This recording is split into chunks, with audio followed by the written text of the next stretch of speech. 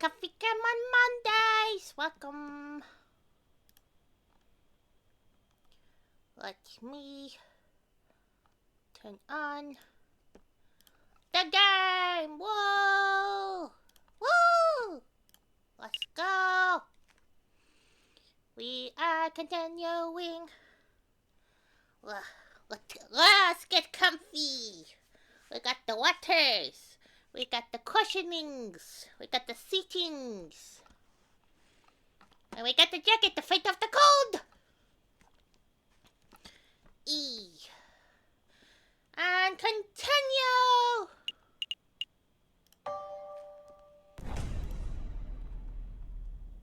A new day.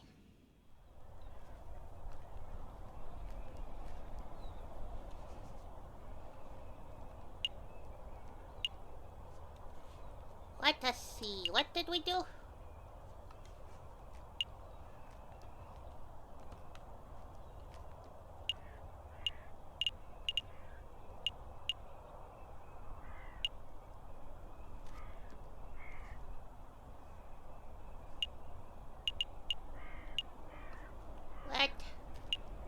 Let's go to the house. Let me double check. Do we have... Oh! Okay, we did not.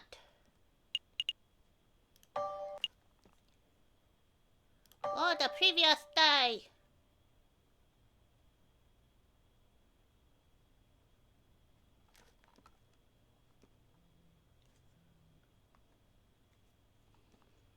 We are... Let us redo the 11th. I think. Maybe. A new day!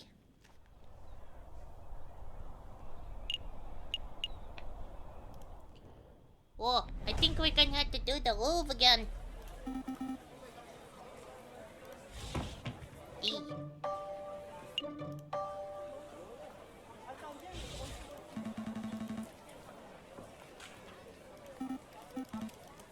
We ain't going to zip through this cause we've done it before.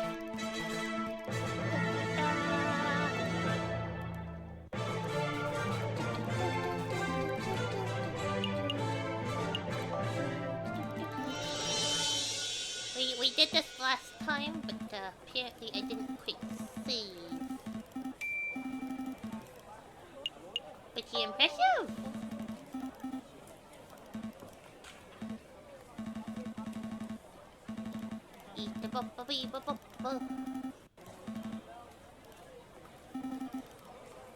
Let us go collect stuffs. Collect. We get our chocolates.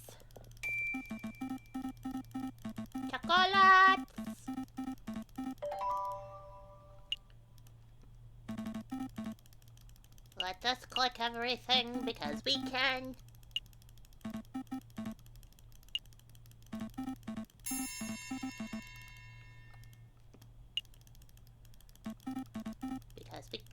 Because we can.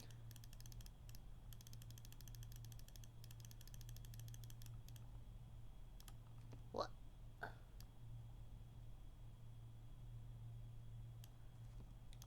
Baba. Alright, I think we're good. To the Tulleries.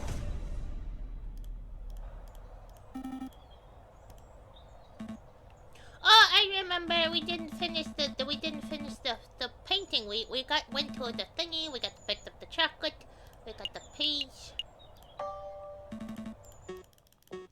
But we did not do the center part.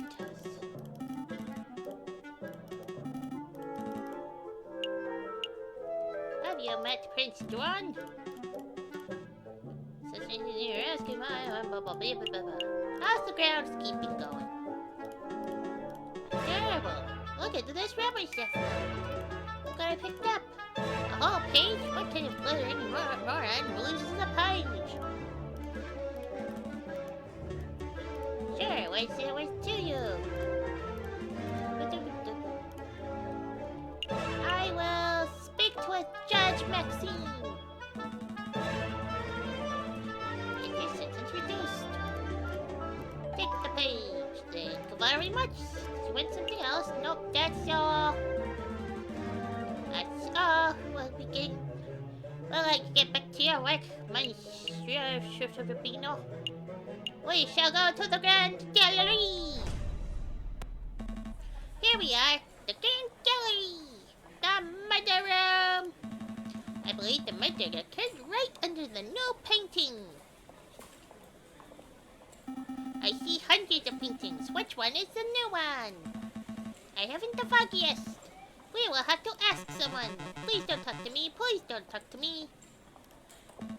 Excuse me, monsieur. You look like you know your Mona Lisas from your last suppers. I don't want any attention. Maybe he isn't talking to me. Nope, he's definitely talking to me. Keep it together, Eric. Oh, hi.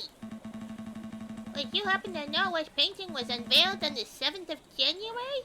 The one the king came to visit? Oh yeah, I can help you with that. It's the piece right behind you.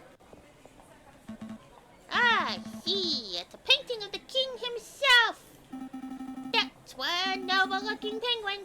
What do you think of it, Falcon? What do I think? Well, I'm no art critic, but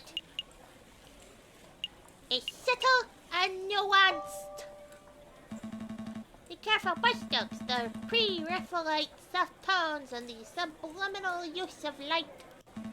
This is contrasted, nuanced work is an evocative painting that alludes to a forgotten era. You said a lot of words, but I'm not sure if I'm any closer to knowing your opinion. I'm getting the impression that you messieurs aren't regulars at the art galleries. No, we're a right pair of Philistines. Speak for yourself, Falcon. I've never even been to the Middle East. Then I'm guessing you're here to investigate the king's assassination attempt. That's right. We're actually hoping that we could ask you a couple of questions about what you saw. Oh, I wasn't even in Paris when the murder took place. I didn't see anything. But, I have a friend who might be able to help you out. What's this? R&M Associates, the home of Renard Velps, private investigator? Thank you, but they don't normally deal with these gray area of the laws types. No, please give the guy a chance. He helped me out of a bind before. I'm sure he can do the same for you. No, I'm not making any promises, but I'll keep a hold of the card. We appreciate the help in any case. It's no trouble. R&M business card has been added to your evidence folder. Thank you for your time, monsieur. Is there anything else we can do here? Well, ideally, we would turn the whole Grand Gallery upside down in our hunt for evidence. But that's not possible. With so many people around, we should probably just move to another room. Wait, are we all done here? Not yet. Back to the Tuileries.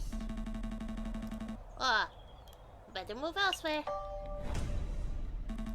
I think we found everything of value we can possibly find. Let's not loiter. Okay, so where shall we go next?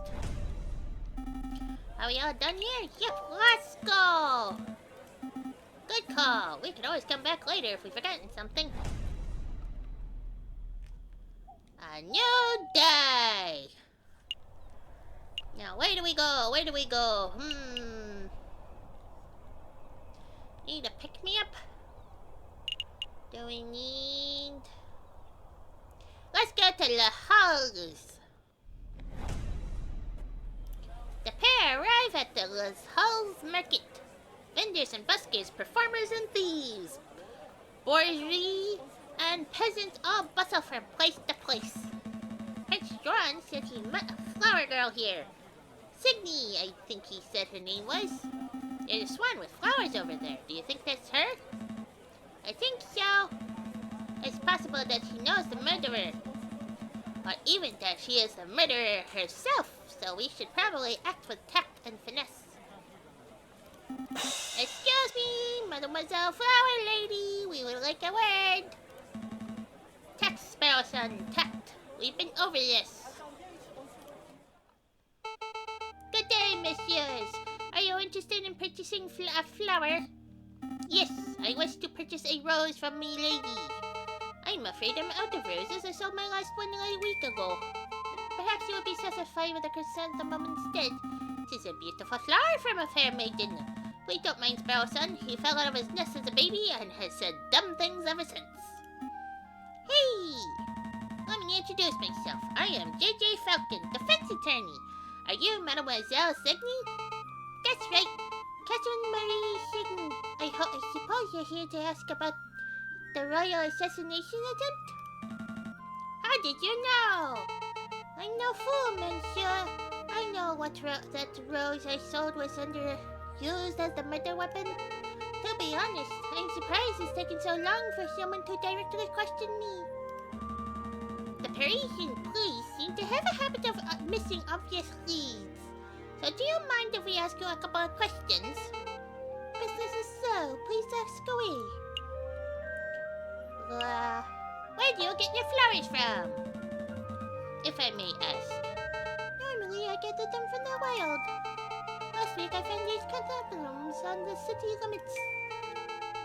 And it's the same place I discovered this monk's hood. But since it's still winter, I have to buy a lot of my flowers from a merchant who traveled to Italy and the Netherlands. That's how I acquired the rose. What can you tell us about this particular merchant?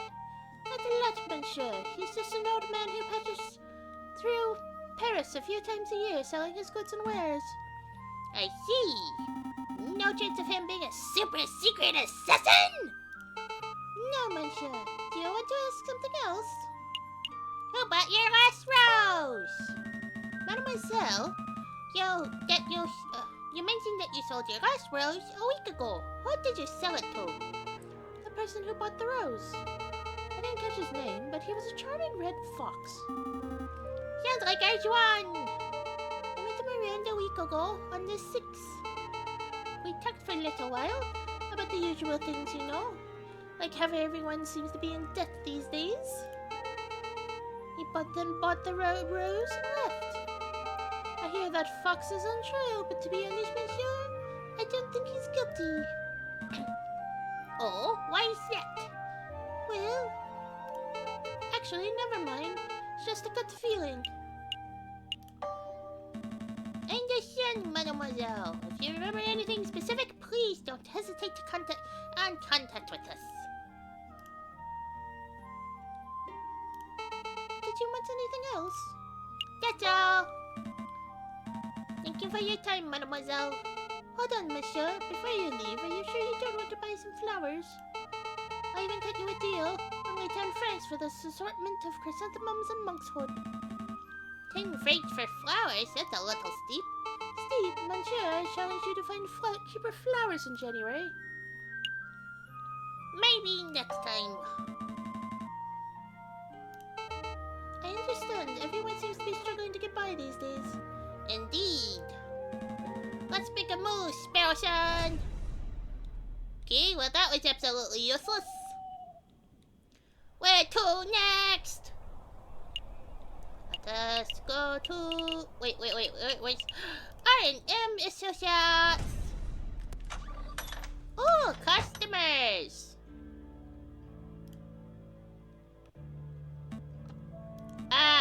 Hello. Is this the office of Renard Phelps? Ah, it's you two. Mousy, what are you doing here? Oh, this is where I work. See? R&M, Renard and Mousy, Monsieur Renard Phelps, and I carry out all sorts of investigations together. Although to be completely honest, it's normally Monsieur Phelps who chooses which cases to take on. I see. Well then, can we speak with Monsieur Phelps? Oh, I'm afraid that won't be possible. See, Monsieur Phelps is on vacation right now. He's visiting his father in England. England? But he is set to return in a week or two. Maybe you can come back by then. Yes, no good to us, our case will be over by then. There's nothing to be done about it. I suppose we'll have to come back later. The conciergerie. What do you want? I'm Gigi Falcon, a defense attorney for... I know who you are. I said come back earlier, but visiting hours are over. Come back next week. You think you can make an exception for us? Visiting hours are over. We'll be quick. I said visiting hours are over. Do you bird brains understand? Parlez-vous français? Franco? I don't think he's going to make an exception, Falcon. I guess we'll come back later.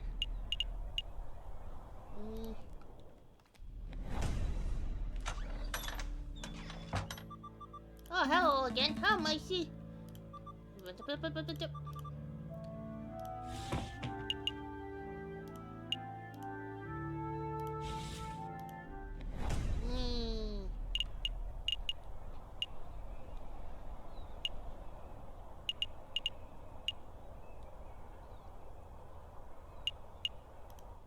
We're going to go sniff out some clues. Really, Falcon? I thought you were done with your mopey drinking. I'm not here to drink sparrows on our mope, for that matter. Taverns are a fantastic hub of information. If we wish to learn more about this Prince Swan, then this would be the ideal place to start asking questions. Oh, that's pretty good thinking. Ah, you two are back. Are you feeling any better, Falcon? Much better. Thank you for asking, Madam Cornet.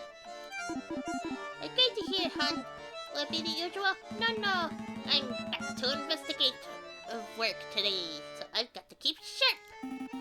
Want to know if you've seen a Prince of Spain around here recently. A Prince of Spain? I don't know if you noticed, hon, but this isn't exactly the classiest pub in Paris. I'm lucky to serve the occasional bourgeois. You can forget about seeing a member of royalty. That's a pity. Maybe I should ask some of your patrons. Feel free. The old regulars, Rufus and Powell, are playing cards in the attic, same as always. But we get all sorts of colorful characters in the drinking room. I bet if you rattled enough cages, you would find someone who knows whatever it is you want to know. Thank you, madam. Let's see where to start. Drinking room. So there I was, in the grasslands, 10 kilometers downriver, rifle in hand.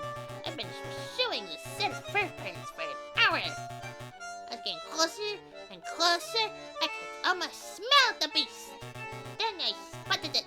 It was a boar! A big, stupid boar, completely oblivious to my existence. I grabbed my gun. I carefully took aim, and then BAM! You shot it? No! It was the most peculiar thing. The boy slumped over dead right before I could take the shot. Sounds like one of them heart attacks. Me man went the same way. That's what I thought, but when I went to take a closer look, I noticed the boar was frothing at the mouth. Whoa, was it rabid? Possible, but I don't think so. I remember reading something about frothing around the mouth being a symptom of poisoning. Needless to say, I left the dead animal alone. Good call. Who wants to deal with tainted meat? Excuse me, monsieur. Yes? Can I help you? You said that the beast you were tracking might have died from poisoning. Could you give us some further details? Further details? I'm not much of a poison expert, I'm afraid. Well, what do you think caused it? I would guess that it ate something bad. I saw some of the poisonous plants around. Wasbane, I think it called it. But really, I have no idea. I'm a hunter. None of it. Excuse me. Excuse me, monsieur. What is it? I don't suppose you've seen Juan Cuerdo around here. He's Spanish royalty. Foxy fellow, swanky hat. Calls everyone senor. It doesn't sound familiar. Do you recall seeing anyone like that, Piero? Ain't got a clue. Okay, messieurs, you're barking up the wrong tree. Well, what can you tell us about the Spanish royal family? Do we look like we're rocking encyclopedias or something? I'm afraid my compadre has a point. If you want to talk about hunting, then I'm your man. Spanish royalty? That sounds like a question to be answered at the library, monsieur, not the tavern. A library? Maybe you're right. Sorry for bothering you, monsieur. Let's give them some peace. I don't think cards are gonna do any good. Are we ready to hit the road? Yep, let's go. To the library.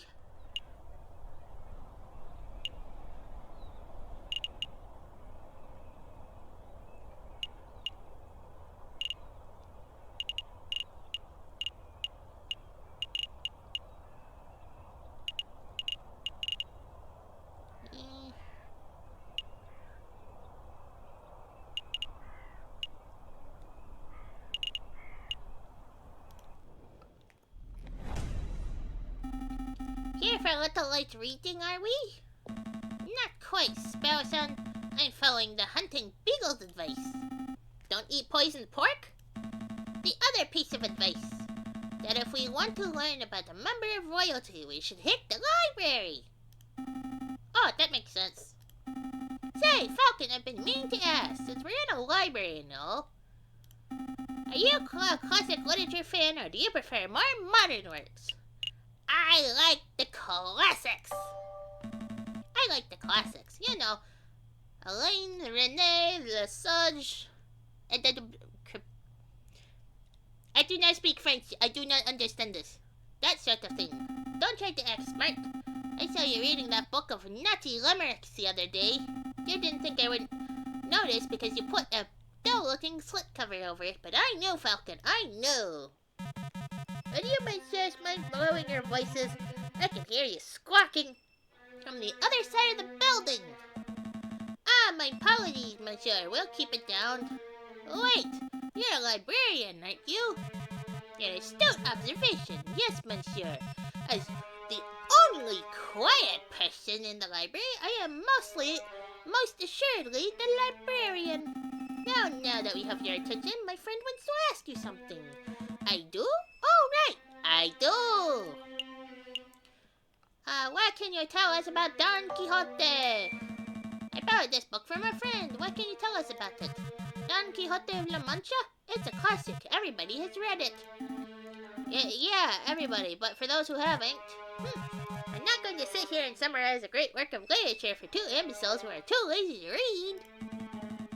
Nor would I expect you to, monsieur. But what can you tell us about the physical book itself? This particular book didn't come from any library, if that's what you're asking. See, there's no library stamp or card. I assume it was acquired from a bookshop. A French bookshop if the French translation and publishing information wasn't a giveaway. I see. Thank you. Did you have any other questions, or can I get back to work? What can you tell us about the Spanish monarchy? You seem like a scholarly, well-read individual. I'm sure you're up to date on geopolitical news and the like. I don't need your praise. Spit out whatever imbecilic question is in the back of your throat. Well, we understand that the Spanish throne is currently under dispute. Can you give us a brief rundown on who the contenders are? Oh, what a trivial question. Even an elementary school child can name the immediate heirs to every throne in Europe. Yeah, but for the sake of those children who slept through the class, can you refresh our memories? Very well, pay attention, because I'm not repeating myself. The current reigning monarch of Spain is Queen Regent Isabella II, of the House of Bourbon, daughter of King Ferdinand VII. Upon her death, the crown likely will fall to her husband, King Consort Francis, Duke of Cadiz. Although it is certainly possible that an immediate family member could stake a claim. However, the Queen's position is currently being disputed by Carlists, headed by the Count of Montemolin. I hope that answers your question. Did you catch all that, Sparrow-san? Not a word. Monsieur, we're actually pretty interested in a Prince Juan Cuerdo of Spain. I don't think I've heard that name in your explanation. Prince Juan Cuerdo? you said? Monsieur, I think you've been misinformed. There is no current Prince of Spain, and I'm not even sure Cuerdo is a real name. It is certainly no line of any Spanish monarchy. How strange. What does this mean, Falcon? Well, one thing is for sure. Our client is not the Prince of Spain. Maybe he's a delusional lunatic. Or perhaps he's involving us in some sort of con. We don't have long before the trial, but it may be in our interest to confront Prince Juan directly and get some answers. Right. Are you two quite done chit-chatting? That's all. Don't worry, monsieur. I think we are done here. Thanks for your time. Humph. Then I bid you good day. Good day, sir. A new day. Occasionally, special cinematic scenes marked by an exclamation mark will pop up on the map screen. These cinematic scenes are only available for one day before disappearing, but they take no time to visit. Their viewing is entirely optional. Le Loops!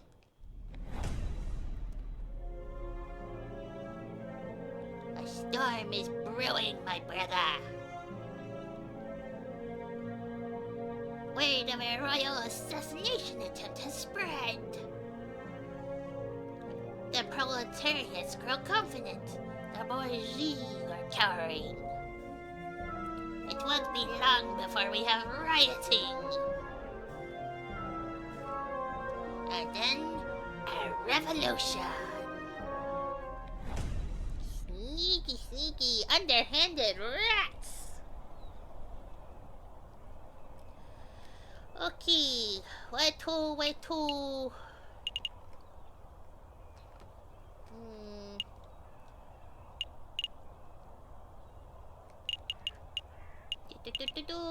Let us confront our criminal.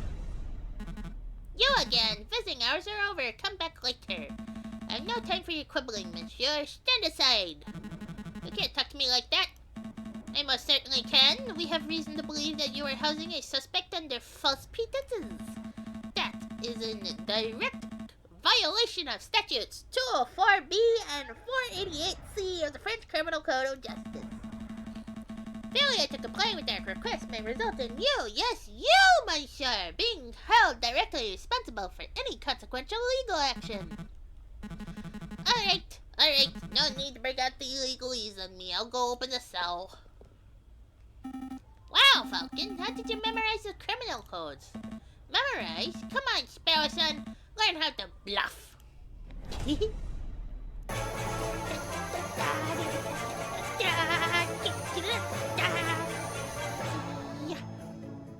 Ah, Senor Falcon, it is good to see you again. You have some good news about my case, I hope?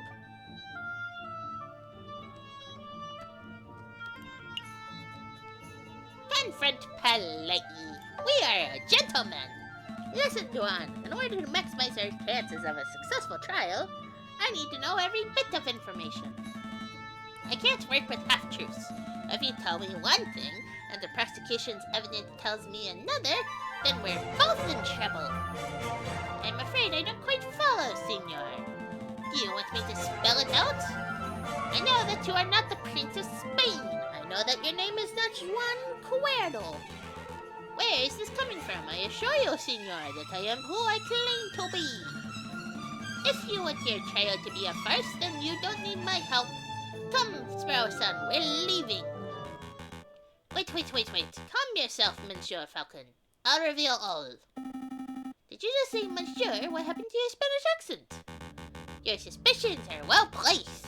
John Cuerto is not my real name, and I am not a Spanish prince. That was just a persona I concocted for the purposes of getting arrested. So, what is your real name? What's in the name? It's just an empty label. A vapid reflection of who we really are. Today I'm Juan Cuerdo, the Prince of Spain. Tomorrow I may be Bruner Rayer, a pauper living under the bridge of the Seine. But that doesn't change who I am or what I do. That didn't really answer my question. No, I suppose it didn't. But But you're a smart bird, Monsieur Falcon. I suspect you already know my real name. Yes, indeed. You're Renard Phillips, private investigator. Very astute. And you are Monsieur Falcon, private defense attorney. But that wasn't always your name, was it, Monsieur Falcon? Ooh, intrigue! Just like me, you know how to adopt a new persona on a whim. You changed your name, Falcon? I didn't know that. This isn't about me. Juan, Renard, Monsieur, we're trying to uncover the truth here. Of course. So what truth is it that you're attempting to uncover, Monsieur Falcon? Why would you want to get arrested? Why would you want to get arrested? You're putting me in a difficult position, Monsieur. If I tell you the full story, I would be putting someone else in danger. How about this? I'll tell you a story. I like stories! There was a girl, a mademoiselle, who was in a great deal of debt. Everyone has debt these days, Monsieur. Indeed. But this particular mademoiselle was indebted to a very powerful man. And that man wished to collect. Mademoiselle had no means of paying, so the man offered her a deal. Murder this man, and I will forget what you are owed. Refuse, and I will reap what I am owed from your parents. With no alternative options, the mademoiselle accepted, but another man, a gallant knight with a foolish, archaic notions of chivalry, heard the mademoiselle's story. The knights knew that the murder was inevitable, but he saw a way to take the fall in the mademoiselle's place. Do you understand what I'm saying, Monsieur? We get it. I understand, Monsieur. To be honest, that wasn't the subtlest of allegories. Storytelling was never my strong suit. But I'm glad that you're seeing things from my perspective. Hopefully that sheds some light on the situation. If I may ask, Monsieur, why did you not just go to the police with the information that you had? The police are not always an option. What is a man to do when the justice system itself is the problem?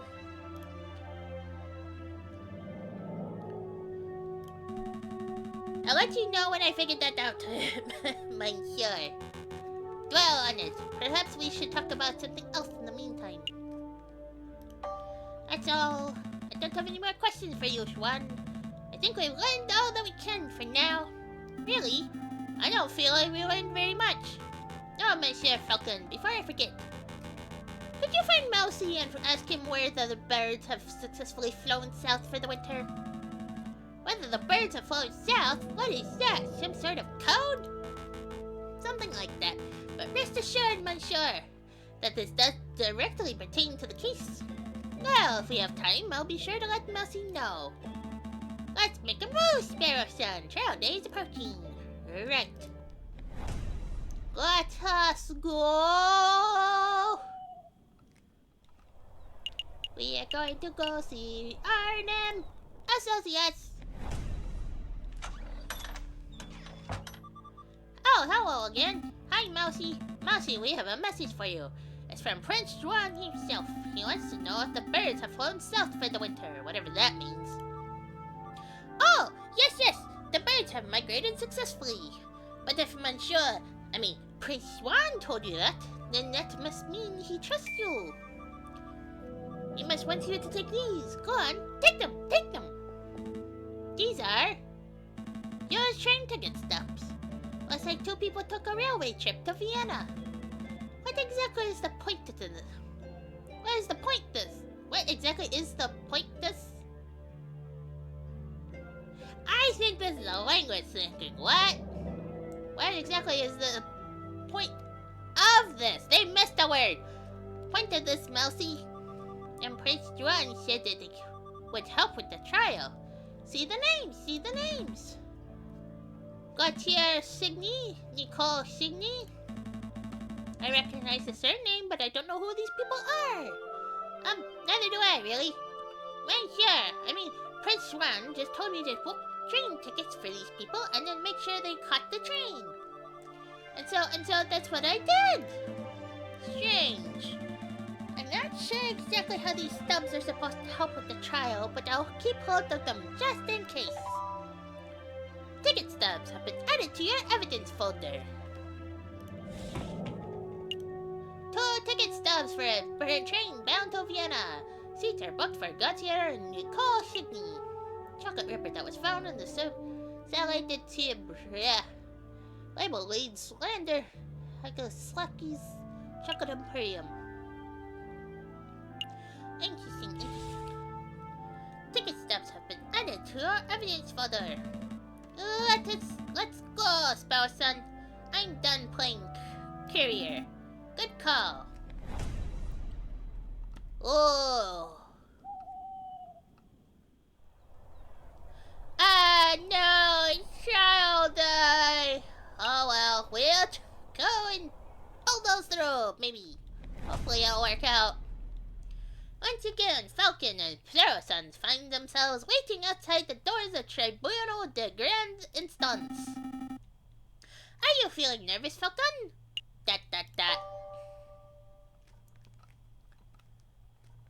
Don't go silent on me now.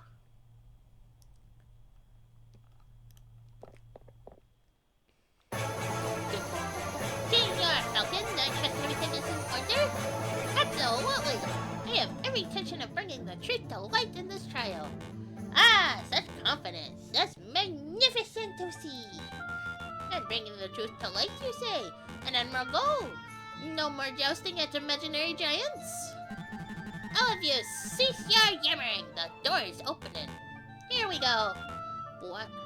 Bueno suerte, Senor Falcon. Meow meow. We will. Are we ready? We're ready. We are not ready! But we'll do this anyway. JJ! Severin? Nervous? Why would I be nervous? I'm not nervous. I'm as calm as a cuckoo. You're the nervous one. The whole courtroom is nervous. Wow, cool your feathers, Falcon. How terrible. You can't even maintain a stoic facade. I thought this trial would be the perfect opportunity for you to redeem your previous embarrassments. But if this is how you act before a trial has even started... Why, you pompous-tailed proster perfect? Oh, no! I see it in your shoe! Okay, this is one of the bad dudes. Oh, we have a very... Okay. Order, let's all settle down. Court is now in session.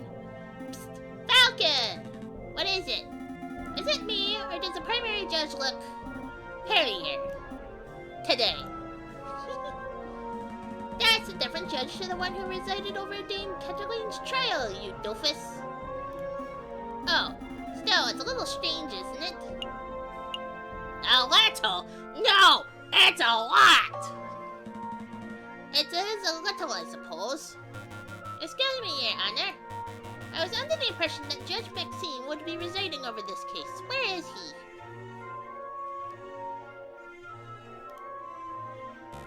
Judge Maxime has gone on temporary sick leave due to a terrible accident with a flight of stairs. Oh, he got pushed. But rest assured, assessors, prosecutor, defense, and members of the jury, that I am more than qualified to fill his shoes. No, you ain't! Without further ado, let's get the show underway. This is the trial of Prince Juan Cuerdo, who stands accused of murdering Major Howell and of conspiring to murder the king himself. Roll call! How are we doing, roll call? The defense is present and ready, Your Honor. Prosecution is ready, Your Honor. Good, very good. I expect this to be a nice and speedy trial. I don't want to see this dragged out by technicalities and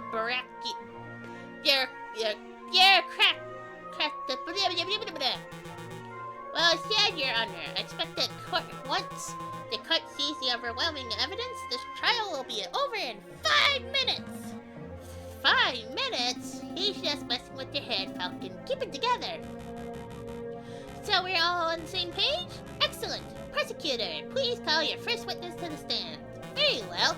I call the police officer who investigated the crime scene. I call upon Inspector Just Voletti. Step up to the stand, Inspector, and recite the oath. I swear to speak without hatred and without fear, to tell the whole truth and nothing but the truth. Please recite your name and occupation for the court record. My name is Inspector Just Voletti. I'm a servant to the law, scourge of the gutter rats. That would do, Inspector. We've all heard your monologue before. Wow, Cocorico really is going for... Cocorico really is going for a speed record, isn't he? Now, can you tell us what you witnessed on the morning of the 7th of January? Of course.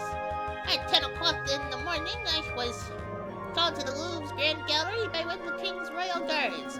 They just say o'clock. There I saw Prince Juan, King Louis Philippe, the corpse of Major Howell with a rose in hand, and around 2 dozen citizens. The citizens and the king himself all attest to them seeing Major Howell taking the rose from Prince Juan's hands and then promptly jumping dead. And what did the morgue uncover upon the examination of the corpse? The coroner determined with absolute certainty that Major Howell died of poison. Aside from a prick upon the finger, there was no sign of external harm to Major Howell's body. Therefore, the poisoned rose must have been the cause of death. Putting the pieces together, that does seem like very implicative of the prince. I have no further questions. Damn! I was hoping the coroner's report would determine that the guy died from a freak heart attack or something. That would make for a particularly speedy trial, wouldn't it? But no, weren't so lucky. Something else must be amiss in the old bird's testimony. Right, I'll tear it apart. Your Honor, I wish to cross-examine the witness. Falcon, wasn't it? Don't waste the court's time. A high-ranking police officer would never lie on the witness stand. I wouldn't accuse the inspector of lying. I just want to make sure that every base is properly covered. Ugh, this sounds like pointless nitpicking to me, but I'll allow it. For now. Go on, Falcon. Do your cross-examination. Select a statement to question. 10 o'clock in the morning. It's in hand.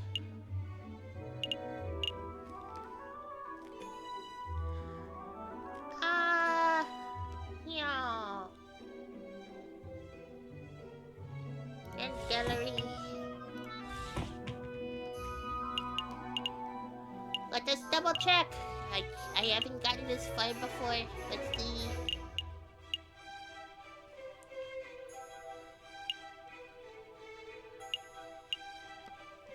It's the rose supposedly coated in poison.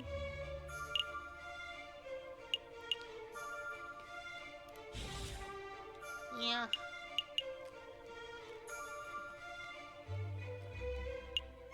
I don't think we need to worry about...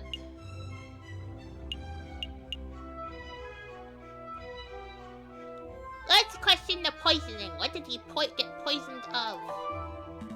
Inspector, you say the coroner determined with certainty that Major Powell was killed by poison. Correct. He stated that the signs and symptoms were textbook. There is no possibility that his death was natural. What kind of poison was it? The coroner mentioned specifically what kind of poison it was? He was not certain. At first, the coroner posited that it was a plant-borne poison, like that of an aconite flower, but when he learned how fast the poison had taken effect, he noted that was atypical of aconite. Consequently, he suggested that it may have been some newly engineered concoction. A newly engineered poison, you say? Well, that only reaffirms that this is was a very deliberate assassination attempt. Indeed. Do you have any other questions about poisoning? Yes. How was Major Howell poisoned? What was the delivery mechanism? His finger was pricked by the poisoned rose. He even commented out loud about it seconds before dying. All 22 citizens who witnessed the murder attested to seeing and hearing this. Is there any possibility that he was poisoned by something else? Not an absurd thing to ask, JJ. Just heard that 22 people saw the victim prick his finger and die. What are you suggesting? That the pricked finger had no relation to the poisoning? Yeah, that's exactly what I'm saying. I don't doubt that Major Howell was poisoned, but I do not doubt that the rose was the cause. Unbelievable! Only a total buffoon could fail to draw the blatant link here. JJ, as tempted as it is to sit here and lecture you on the basics of cause and effect, I'll end this discussion painlessly. Inspector, please tell the defense that you found traces of poison on the thorns of the rose itself. That should alleviate all doubt that the rose was, in fact, the poison delivery mechanism. Actually, I can't tell him that.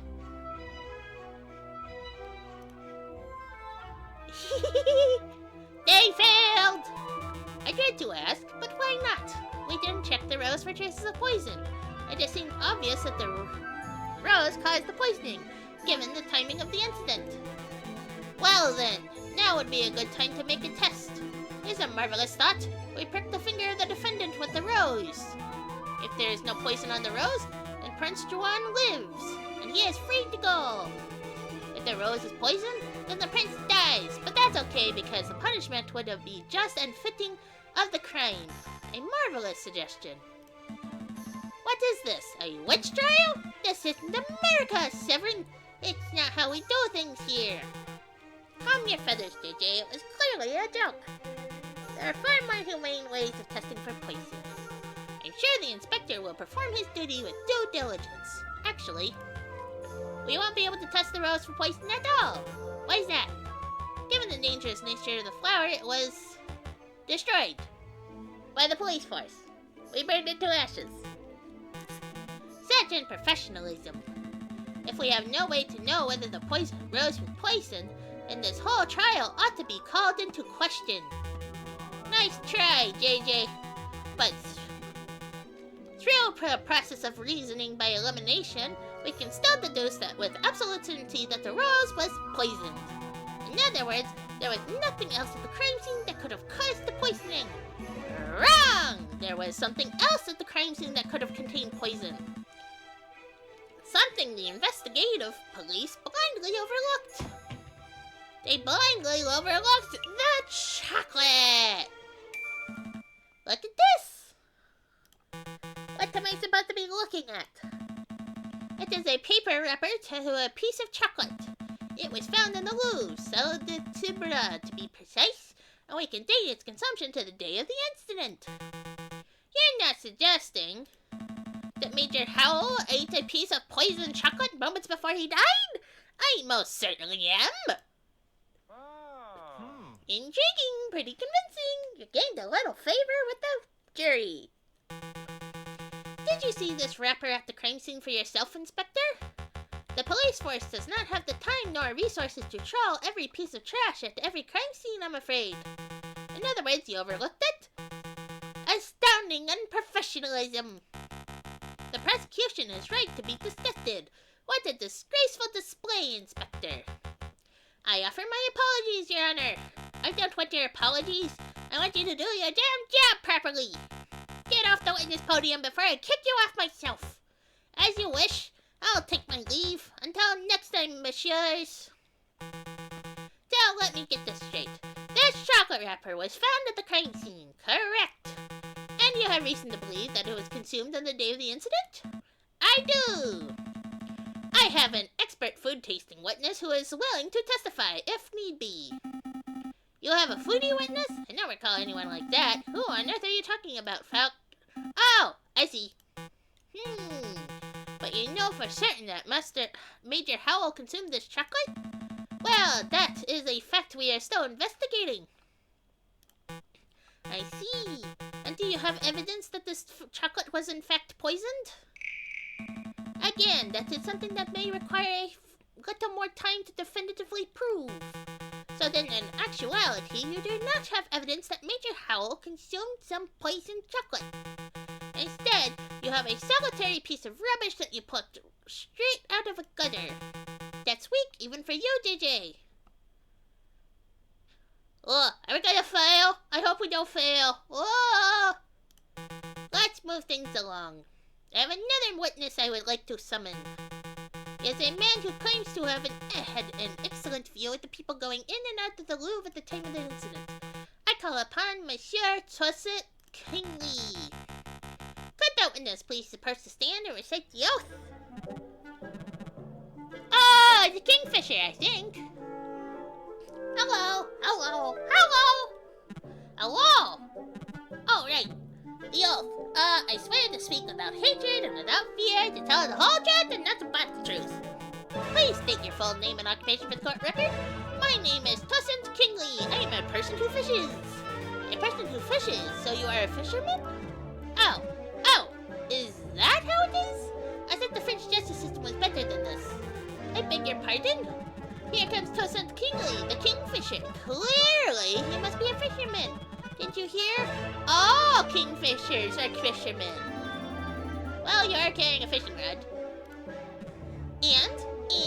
Can a man not carry a fishing rod, reel, and bait without being branded a fisherman?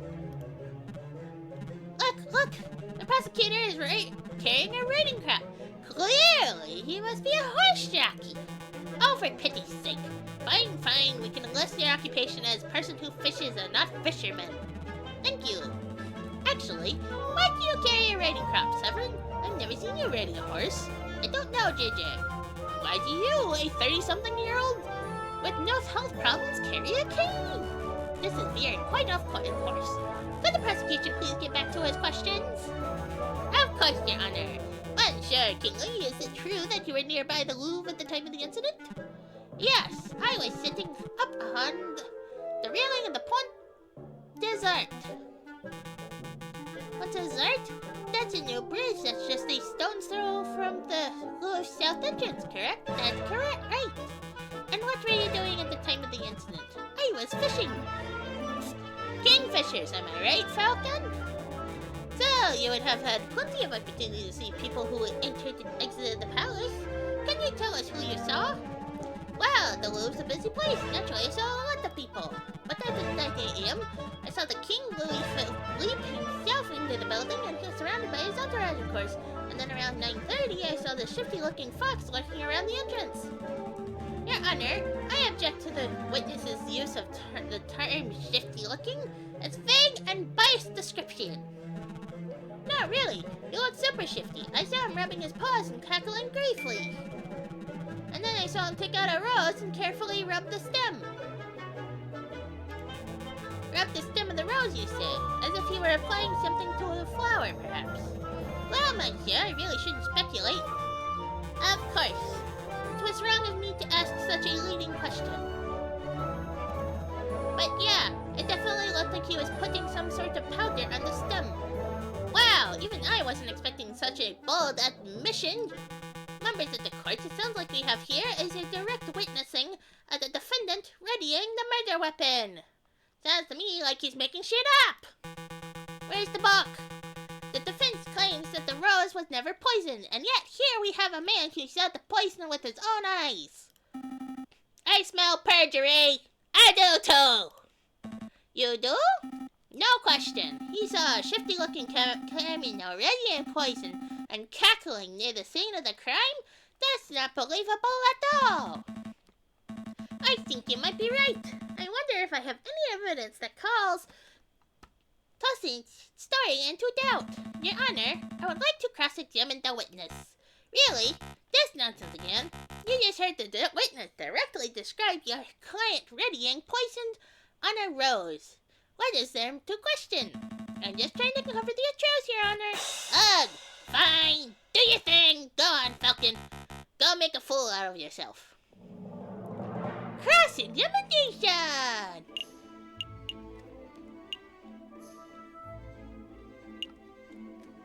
Cheating.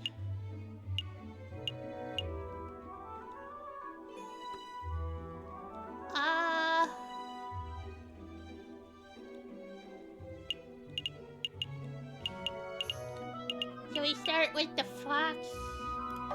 Let's start with the fox. Monsieur Kingsley, you claim you saw a shifty-looking fox. Yep. Super mega shifty.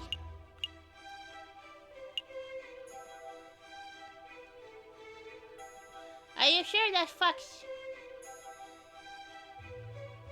was Prince Swan? There must be at least 100 foxes in Paris. How do you know that the fox you saw was Prince Swan? Well, he was wearing a suave hat that hung low over his eyes. I hear that's how they wear them in Spain, but I'm not much of a fashion expert, but the rest of his outfit looked quite out of place for French winter. Is that all you're going by? His fashion sense? Oh, I nearly forgot. I heard them call a passerby Signor. I thought that was peculiar. Oh, that's him alright. Oh no. Monsieur Kingsley, you say you saw a fox rubbing the stem of a rose. Yep, saw it with my own eyes.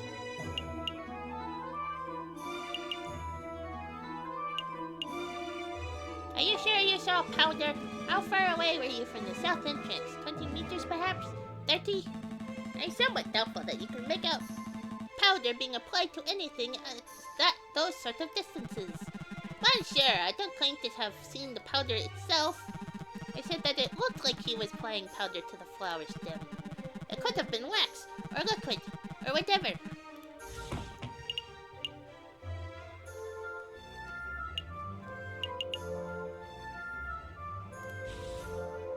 But the guy was definitely putting something on the flower.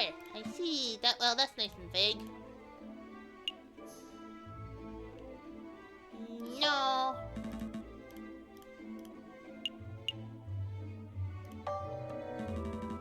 Monsieur Kingsley, you said that you were sitting upon the railings of the Pont des Arts in the morning of the incident. Yep. What entrances can you see from that bridge? Monsieur Kingsley, you had a good view of the Louvre's south entrance, didn't you? Yep, the Pont des Arts is a grand vantage point for seeing the Grand Gallery's south side. But he was all the way over here in the Tuileries. How the freak-frack peggy-whack is he seeing him from there? What about the other entrances? The other entrances? You mean like if you were entering from Tuileries Garden or Place de Cassel? No, I can possibly see those areas from the bridge. But of course that isn't relevant. Yes, it is! It's relevant! Monsieur Kingsley witnessed Prince Swan entering the south entrance with flower in hand, and that's what counts. What if Prince Swan used another entrance? What if Prince Swan didn't enter from the south entrance? What if he approached the Louvre from Tuileries Garden to the west?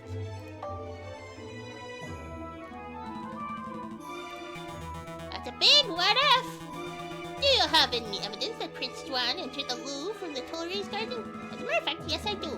I have definitive proof that Prince Swan approached from the west, not the south. Hey! I know what I saw, monsieur. I'm doubtful too. Go on, JJ. Show us this definitive proof that Prince Swan entered from the Louvre from the Tuileries Garden. Let's see. It was page 44. Found in the Tuileries Garden. Look at this.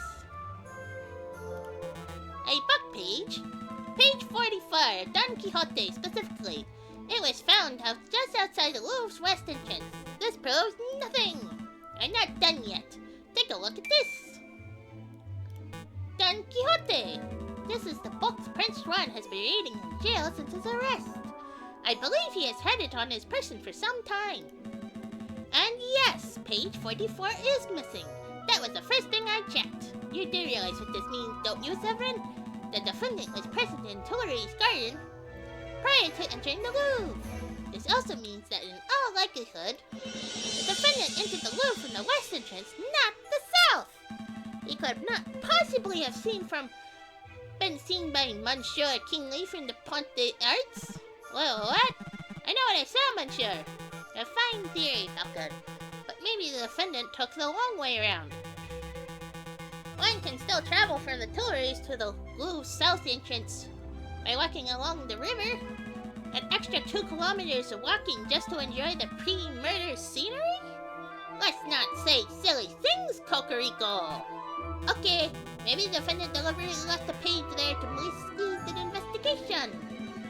Now you're the one who's blindly speculating. It's not blind speculation, it's a viable hypothesis. You're fond of logic, aren't you, Cocorico? Let's talk about Occam's razor. When torn between two seemingly equal hypotheses, we must decide with the one that imposes the fewest assumptions. Which of these theories takes fewer assumptions? 1. The page from Prince Juan's book fell out on his way to the Wu's south entrance. 2. Prince Juan deliberately planted the page on the off chance that it would be discovered, then he took the long way around. How dare you, the nerve of you, to lecture me on such a basic philosophical concepts? I'll stop lecturing you when you can stop making such basic mistakes. Monsieur Falcon, please calm yourself. What is the point of all this yammering? The ultimate point is that the Tosen testimony is fabricated, made up, utter fiction. No, everything I said is the truth. I suspect that the witness isn't even a fisher. I'm not a fisherman. See, he admits it himself. That's not what I meant. What a twist! You gained a little favor with the jury. Prosecutor, you have something that will put this arrogant falcon in his place, don't you? I must concede. You concede? On this point at least, Falcon's evidence strongly suggests that the key component of Monsieur Kingley's testimony is false. Ah, no! This doesn't mean that Prince Juan is innocent, of course. All Falcon has demonstrated is that this particular witness is unreliable. But I did see something. I really did. Alright, so maybe I didn't exactly see a shifty-looking fox. I made that part of the story up. But I did see a swan lurking around the south entrance on the morning of the murder. A swan? Do shut up, witness. Your word is mud at this point. How can we possibly trust anything you have to say? Your Honor? Judge Romulus? We're out of time. We're 10 minutes overdue to start on the hare versus tortoise trial. It's that late already? Curses! I was hoping we could have the case wrapped up in a single trial session. It is a shame, but ultimately an accurate sentencing is always preferable to a speedy sentencing. Yes, alright. I don't need to hear your moralizing. Court will resume this verdict. Yay! We get more time! Woohoo! The 21st of January at 9 o'clock. Don't be late. Prosecutor, do your damn job. Get the stupid fox a conviction already. I will do my best to ensure that justice is served, Your Honor. A lot came up in that trial, huh? Yeah, no doubt about that. But something's bothering me. Why would that fisherman guy, Monsieur Kingley, lie on the witness stand? Maybe he likes it, maybe he was coerced. Oh, it's possible that he was coerced or bribed. That's just what I was thinking. Maybe the real murderer threatened the fisherman into making up a story about Prince Swan. Let's keep an open mind. Anything is possible at this stage. But to be perfectly honest, something else is bothering me about the trial. Judge Romulus! He's acting without a shred of professionalism. He's obviously more interested in securing a guilty verdict than he is in discovering the truth. But why? Maybe he has a vendetta against Spanish royalty. I'm not so sure. There must be something else at work here. Excuse me. Excuse me, Monsieur Falcon. Sorry to bother you, but this letter just arrived. I think it's for you. A letter for me? I wonder why it wasn't sent to my office. Have you been demoted to courier status, Rupert? Oh, hush, hush, Sparrow son. I don't need to be, pitied by a first-year dropout. Ooh, good comeback. So what does the letter say, Falcon? It's a threat made with cut-out newspaper letters. Whoa! I didn't know those things actually existed. Let me see. Falcon. Stop your investigation or there will be consequences. Scary. There is no question that this letter originated from Major Howell's murderer. He or she must be aware that we are getting close to uncovering the truth. Sounds about right.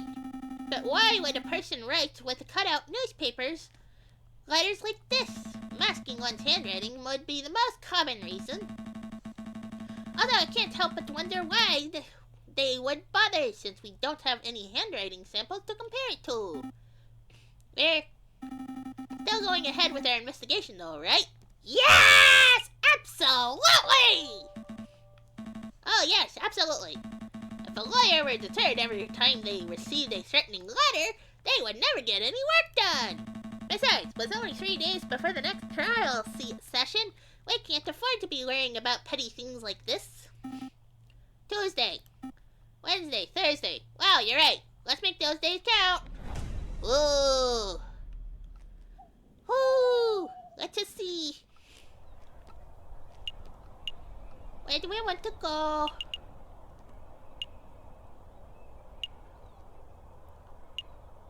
Well, I guess we can check the library because there's no time at that, so yay. Our two fools have returned. What can I help you, messieurs, with today? Need to know the population of Timbuktu, perhaps? Or do you want a rundown of every character on 12th night? Actually, why did I come here? I've already learned everything I wanted to know. Maybe you wanted to take out a book. Don't say silly things, Sparrow-san. Come on, we have work to do. I wanted to see if I could figure out where the thingies were.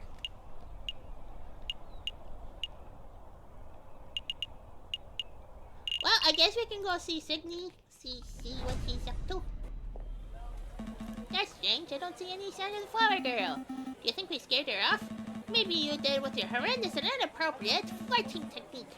I was an upstanding gentleman. I'll have you know I can flirt like a peacock in a tail fanning mode. Really don't have time for this discussion. Let's continue our investigation elsewhere.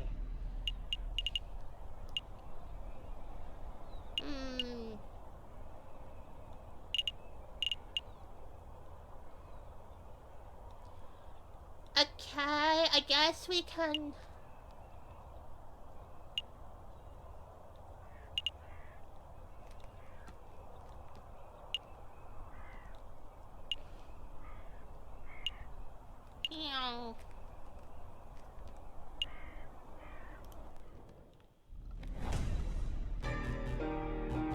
Welcome to...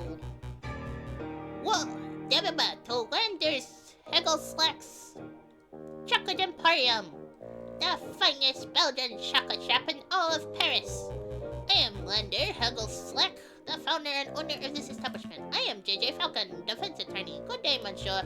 Oh, lawyers, very fancy. I must say that I once dreamed of being a lawyer, but well, circumstances wouldn't allow it.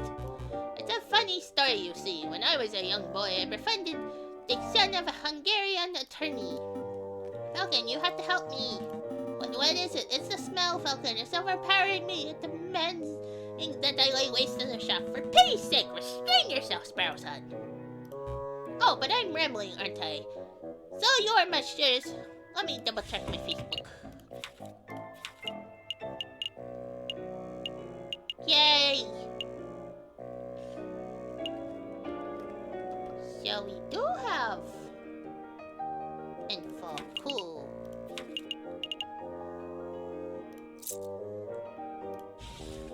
Oh, but I'm rambling, aren't I?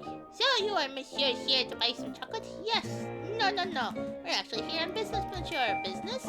First things first. We believe this chocolate wrapper originated from your shop. Are we correct? Yes. Oh, yes. That is indeed the trademark Slack wrapper for genuine Belgian Slack chocolate. This was almost certainly bought from this very establishment. Very good. With that established, there is something else we wish to ask, Monsieur Slack. Could the chocolate have been poisoned?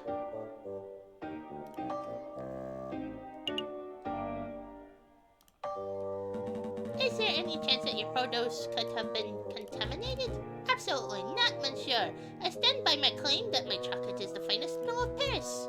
I go to great lengths to ensure that the highest quality is ensured, and a contamination would be terrible for business, you understand. I see. Yeah, no. We're doing that again!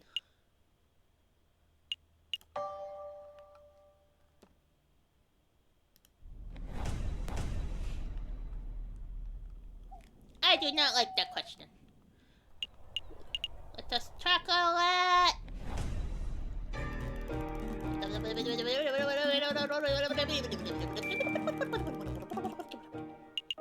Oh, but this piece of chocolate.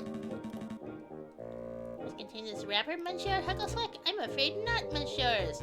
Not just because of the matters of confidentiality, although that does affect you, understand, but because I couldn't possibly know that. I thought elephants never forget. My memory is impeccable, Monsieur, but you must understand that I have dozens of customers a day. There are hundreds of people who could potentially buy this particular item. If your memory is good, but you need further information. If we were given you, to give you the description and name of a person, would you be able to tell us whether they purchased something from you? Oh, yes, I could probably do, Monsieur.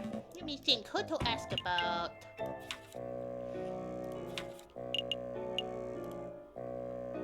Have you ever served a hairy wolf in judicial robes named Judge Romulus? Yes, Monsieur. Alright, have you ever served... Wait, did you just say yes? Yes, Monsieur, a wolf in judicial robes. I did serve a person like that a little while ago. On the 6th of January, to be precise. Ooh!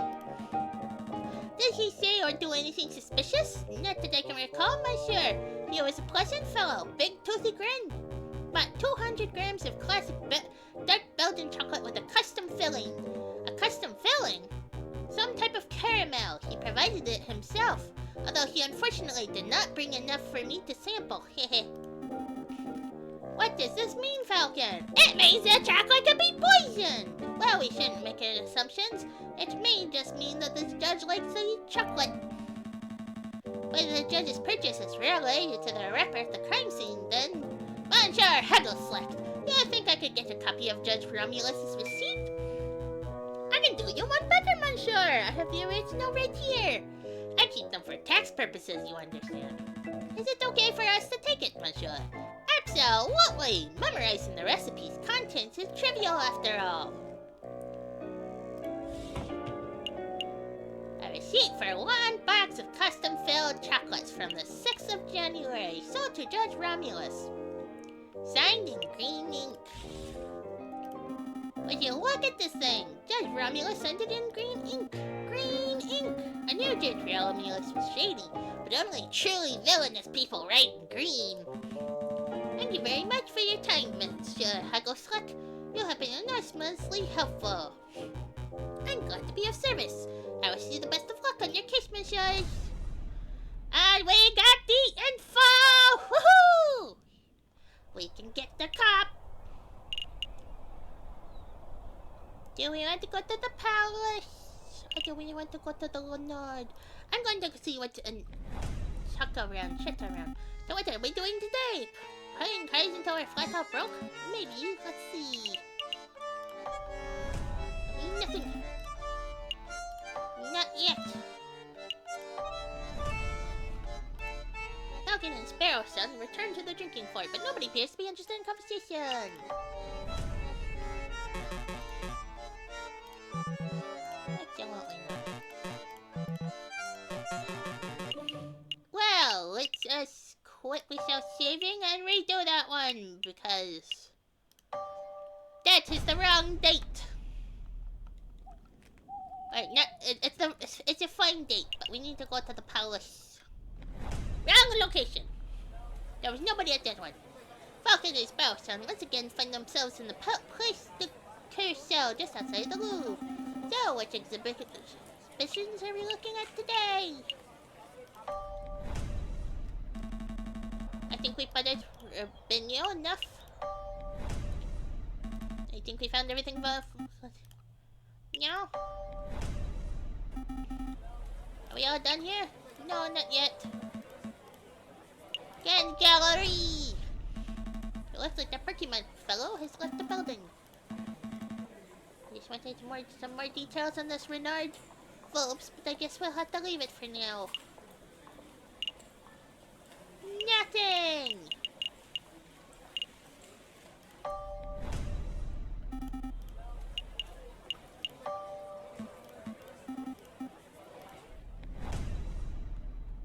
Interesting.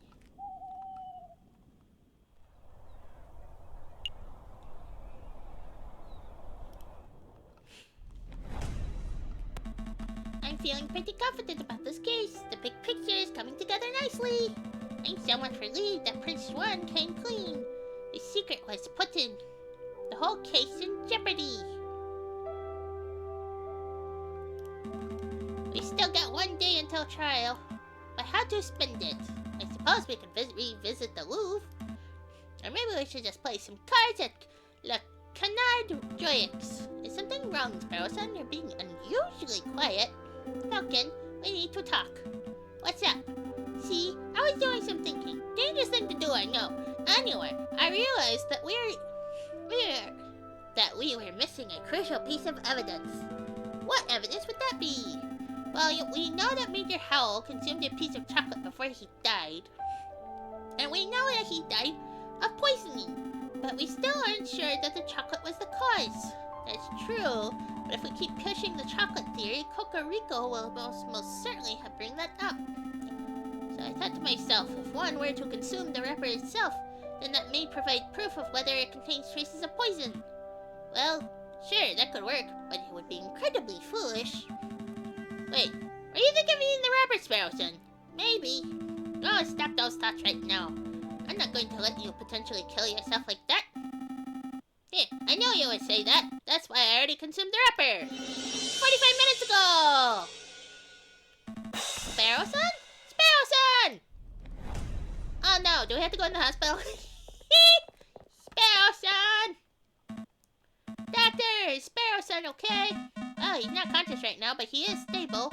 I think it's safe to say that your friend is not on his deathbed. Oh, thank God. How did you say this happened again? It's a long story. Lawyering occupational hazard. Doctor, can you tell me what poison caused this? I have no idea. I'm an expert in mental health, not toxicology. But I have sent for a specialist who should be here by tomorrow morning. He will make a full assessment. That's good to hear. Thanks, Doctor. Take good care of him. Do we have time for that? Wait a moment. There's a matter of the bill. We'll have to discuss it later. I have an important case to prepare for. I'm one partner down. I see. Well, rest assured that your friend is in good hands. This is terrible. What the hell was Sparrowson thinking? I can't win a case like this. Yo, I finally found you. Did someone say something? Running around like a headless chicken? You're one tricky liar to find. I told you to drop the investigation, but you just wouldn't listen. Who's speaking? I can't see you, monsieur. Step forward. Alright, I'll step forward, but it will be the last thing you'll ever see.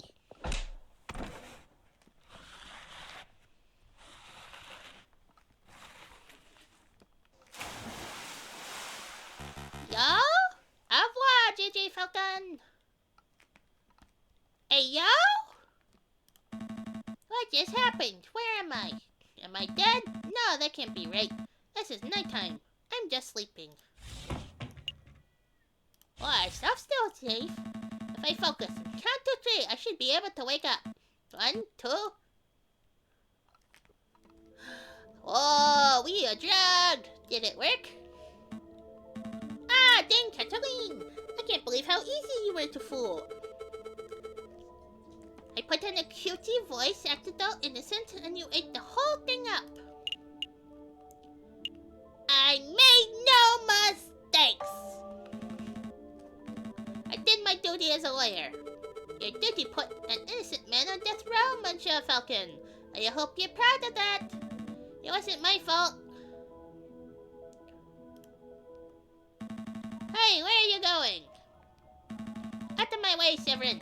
I'm not done talking to Dame Cataline. It wasn't my fault. Is that the excuse you make after all of your failures? I'm not making excuses. Failure after failure after failure. No desire to improve yourself. You're a joke of a lawyer, JJ. Don't call me JJ. That's all you have to say? How pathetic. You don't even deserve to stand on your father's shadow. My grandfather? Who's your grandfather? I'll prove you wrong. I can do better. Oh, it's you, Sparrowson. Have you come to berate me too? What? No. I'm just here to tell you to wake up. Wake up, monsieur. Wake up. Hey, can you hear me? I said wake up. A new day. But Office quick passage. Quick pause here. I have to let the cat in. Hold on.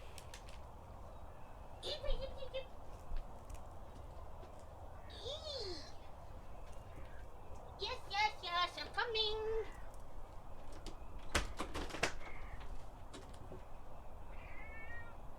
Cat, you are annoying.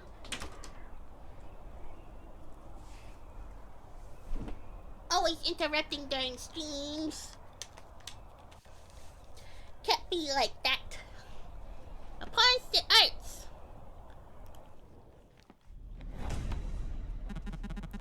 Come on, monsieur, wake up.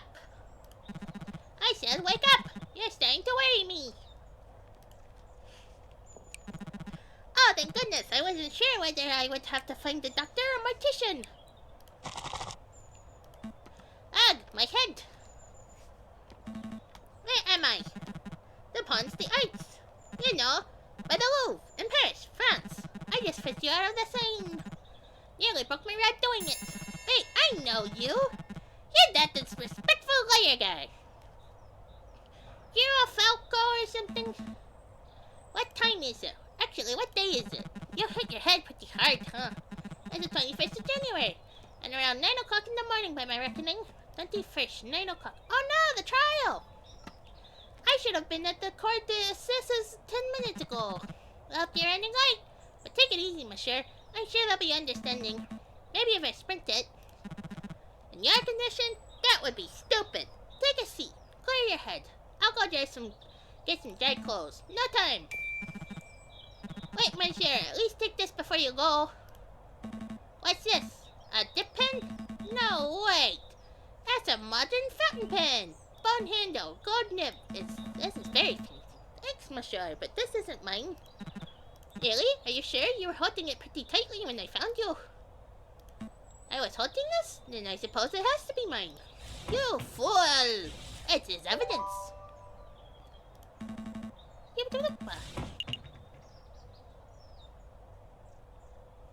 Contains green ink. Ah! We know! Thanks, fisherman. I owe you one. Hey! Don't call me a fisherman! Hey! Whee! It's 9 o'clock. I believe it's time for the roll call. Is the defense not present? Just such unprofessionalism. If there is no defense, then this trial cannot proceed any further. We must make a ruling based on the evidence that has already been presented. I will now converse with the jury. We shall decide whether Prince Juan is guilty of murdering Major Howell and of conspiring to murder the king. Your Honor, may I have a word? Fine, but make it quick. I'm a firm believer that a trial must be orderly and punctual. There is no room for wishy-washy dilly-dallying, but it seems somewhat rash to end a trial session the moment it is due to start. Perhaps it would be prudent to wait 5 or 10 minutes, in case the defense is just a little tardy. Then the trial still has a chance to proceed, and justice will be served. You are the prosecution, are you not? You have nothing to worry about. A guilty verdict is all but guaranteed. Your Honor, you appear confused. I'm not here to secure a guilty verdict. Of course you are. You're a prosecutor. By definition, you're here to prosecute. No, my job description is to prosecute, but I am here in this courtroom to ensure that justice is served. An unfair and unbalanced trial is not in the spirit of justice. It's very noble of you, but if the defense is absent and there is little that can be done, I bear no more about this matter. I will now talk with the jury. The defense is present. Please, Your Honor.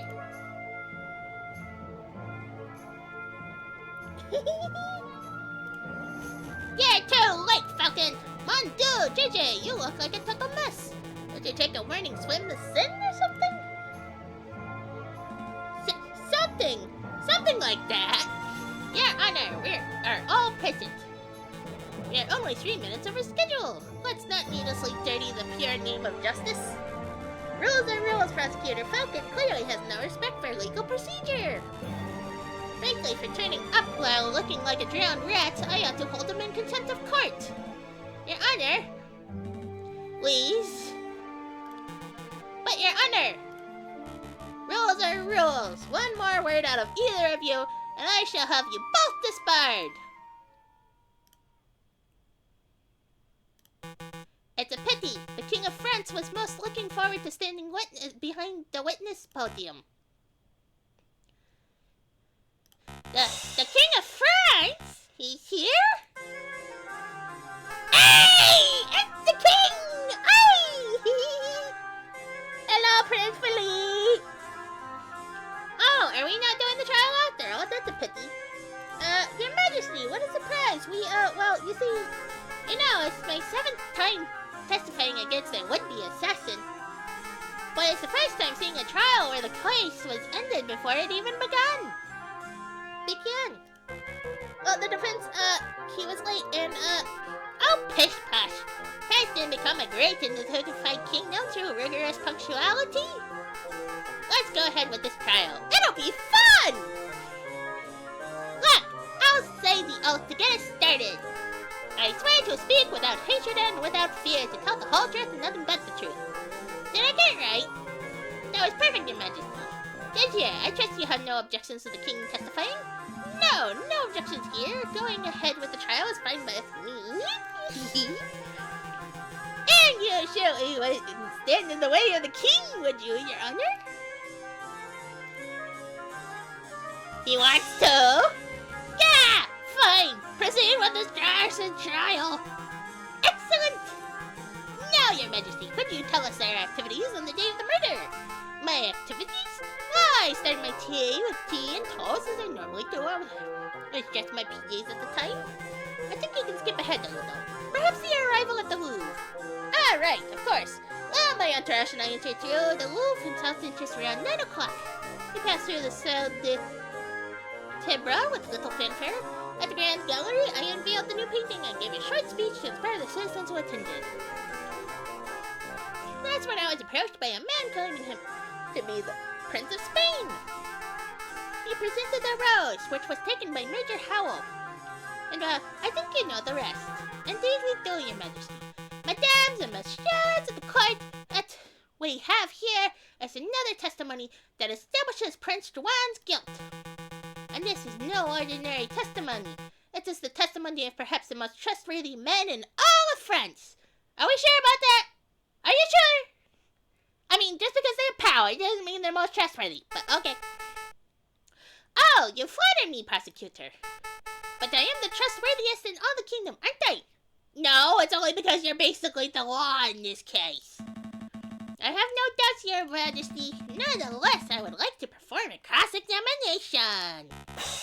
How dare you doubt your king? The utter nerve! What? Oh, calm yourself, Judge. I have no qualms with standard legal procedure. Defense, please proceed. I want to see your best courtroom drama material. Eee! So let the statement to question.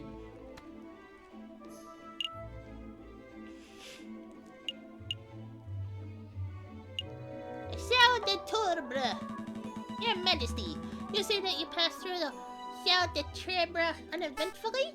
Indeed, we stopped briefly to look at the paintings, and then moved on to the Grand Gallery.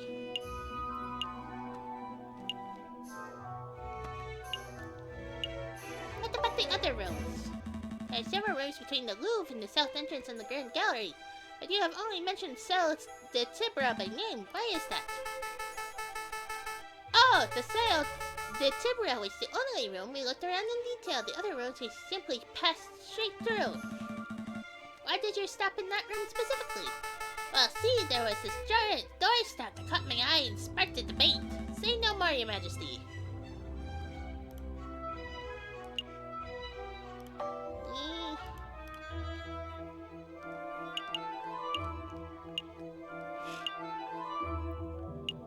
South entrance.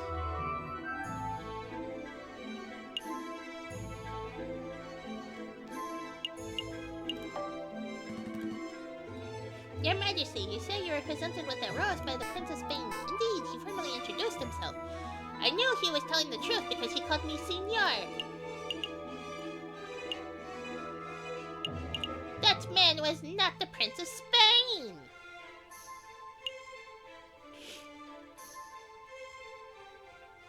Why did Major Howell take the rose? I find it curious that Major Howell snatched the rose before you could take it. Why did he do that? The Major has always been a protective fellow. I think he was just doing his diligence as a royal guard. And given how he took the figurative bullet from him, for me, I would say that he did his job well. I can't argue with that.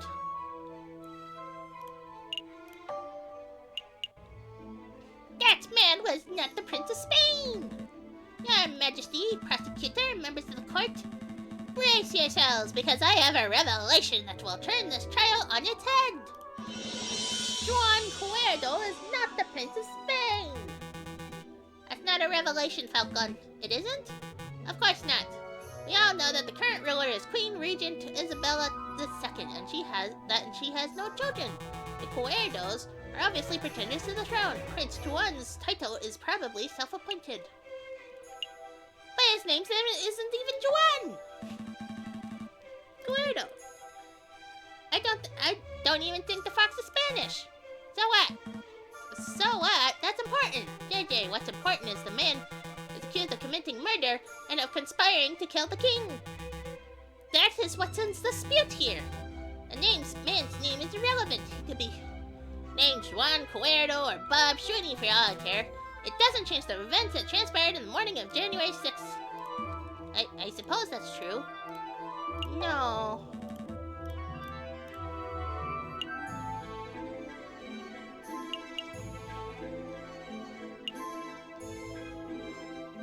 I might have to reload. I'm not quite following this one.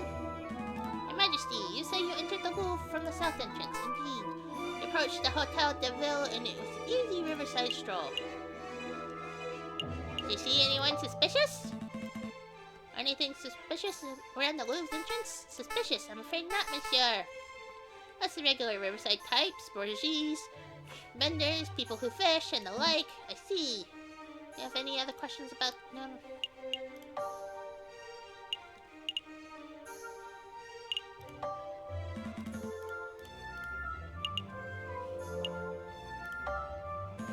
Now, Your Majesty, I would like to ask about your activities in the Grand Gallery. Did you see anyone suspicious? Aside from the Prince of Spain, did you see anyone out of the ordinary in the Grand Gallery? Why, monsieur, the Grand Gallery is always inhabited by artists. Everyone there is out of the ordinary. Nonetheless, can you think of anyone who stood out? Is this questioning going anywhere, JJ? Or are you blindly stepping in the dark? It's a valid question, me.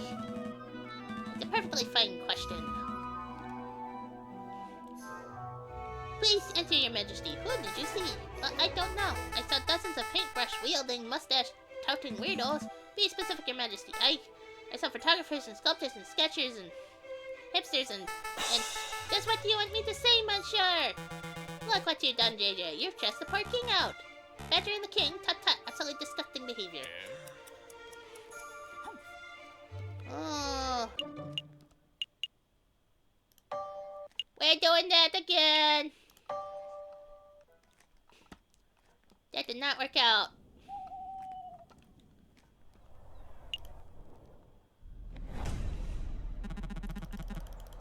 Zippity zip zoop zoop.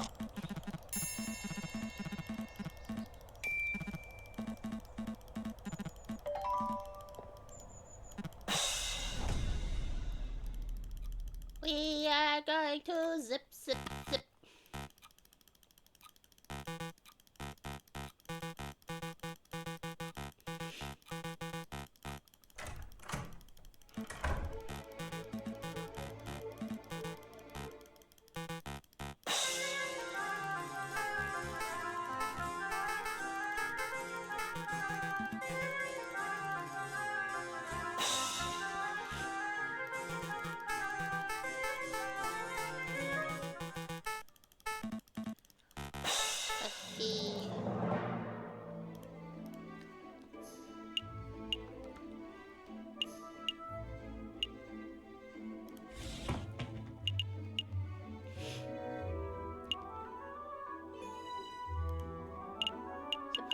Take cover coated in poison.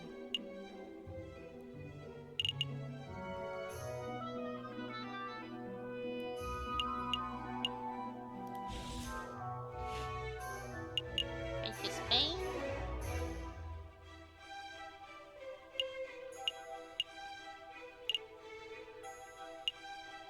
So not the Grand Gallery, but the South.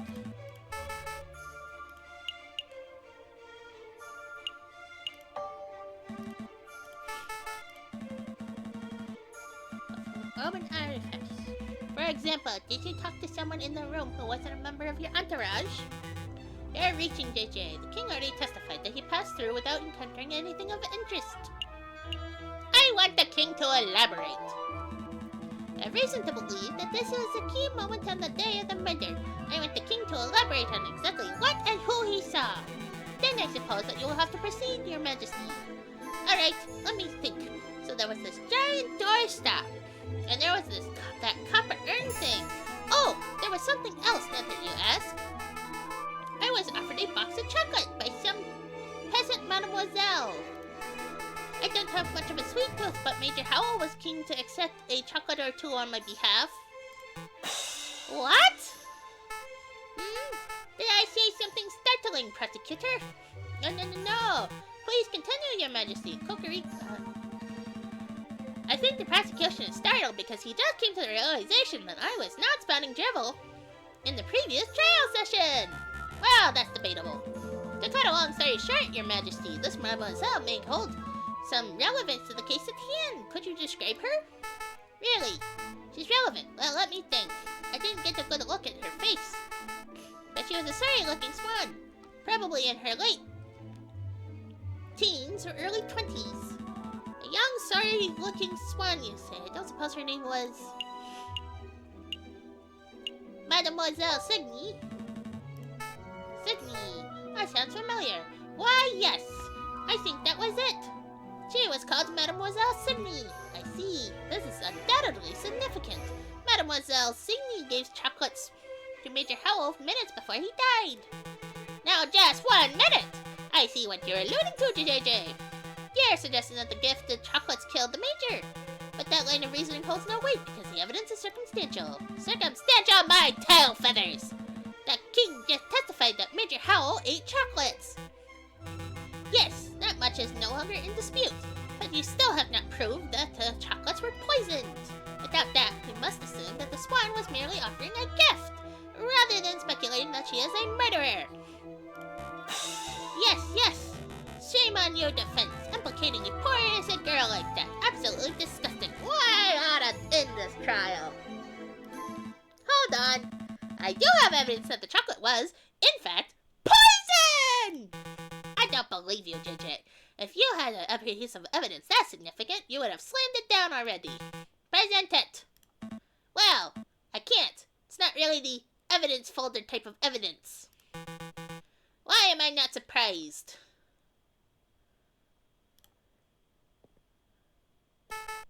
The drama was just getting good. Why did you all suddenly go quiet? Well, your majesty, it appears that the defense just had a realization of his own. That is, that he lacks the evidence to support his theory. Since he cannot continue with his arguments, I believe the cross-examination has come to an end. I'm not done yet!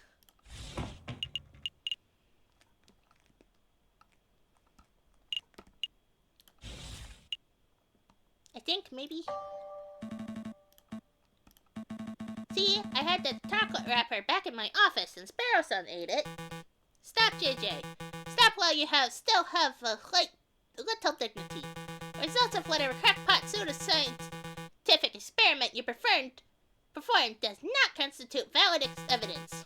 I think this trial is over, your honor. About bloody time. Take your leave, your majesty. Very well. I am pleased that justice has been thoroughly served. Until the next assassination attempt, adieu, messieurs. I will now deliberate with the jury. Objection! Sorry, I've always wanted to do that. Sparrowson, are you okay? Yep. The doctor said that I have an iron stomach. Most of the poisons passed right through me. Speaking of which, I would like to testify on that poison chocolate issue. I even got a doctor's note, see? Hey! We got evidence! It's too late. The trial is over. You can't be serious, Your Honor. The contents of that note could turn this entire trial on its head. You must allow it. Why are you constantly arguing with me? I thought the job of a public prosecutor was to assist the judges. I told you, Your Honor, my job isn't to get a guilty verdict. It is to ensure that justice is served. I swear, you're the worst prosecutor in all of France. Go ahead, Sparrow-san! Read the contents of the note for the court to hear! Ahem! This patient, Sparrow-san, was submitted to Self-Trier Hospital, where he displays a variety of symptoms. These included profuse sweating, a rapid fever, and severe nausea. The patient was diagnosed with poisoning, probably originating from the plants known as aconite, aka monkshood, aka wolfsbane. When we questioned the patient, he admitted to having consumed a discarded chocolate wrapper, potentially carrying the poison. Examining the contents of the patient's stomach confirmed this to be true. As a mental health professional, I believe this patient to be clinically... we can skip that bit. Yada. Okay, here we go. Signed, Dr. Fellerin. Thank you, Sparrow-san. I don't think I'll even need to question you. Between your note and King's testimony, every angle of the chocolate wrapper business has been covered. Awesome! Wait, did you say the King is here? You can get his autograph later. Right! So what happens now? Do I get cross-examined by the prosecution or something? To be honest, I see little to cross-examine. Do your damn job, prosecutor. Cross-examine that little annoying blair of a bird. Tear his testimony to shreds. Your Honor, he has a note signed by a medical professional definitively proving that the chocolate wrapper from the crime scene was poisoned. We couldn't have picked the details or delve into the doctor's credentials, but I feared that it would be a waste of the court's time. Nobody wants that. Yeah, so then what the hell do we do now? We do nothing, Your Honor. This poisoned wrapper has introduced an element of doubt into the case. The prosecution must accept that. But is the level of doubt reasonable? Is it significant? I think the members of the jury will agree JJ's evidence is still tenuous. Tenuous! A step above circumstantial. You have proven a link. Not wholly illogical link, but you haven't proved beyond a doubt that Major Howell was killed by the chocolate. You're still making far too many assumptions. Where is the empiricism that is required by any good court of the law? Where are the witnesses who can back up your claims?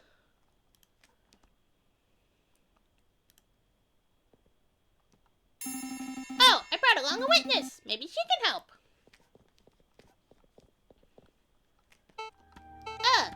Hello. You. Sparrow-san, it's great to see you on your feet.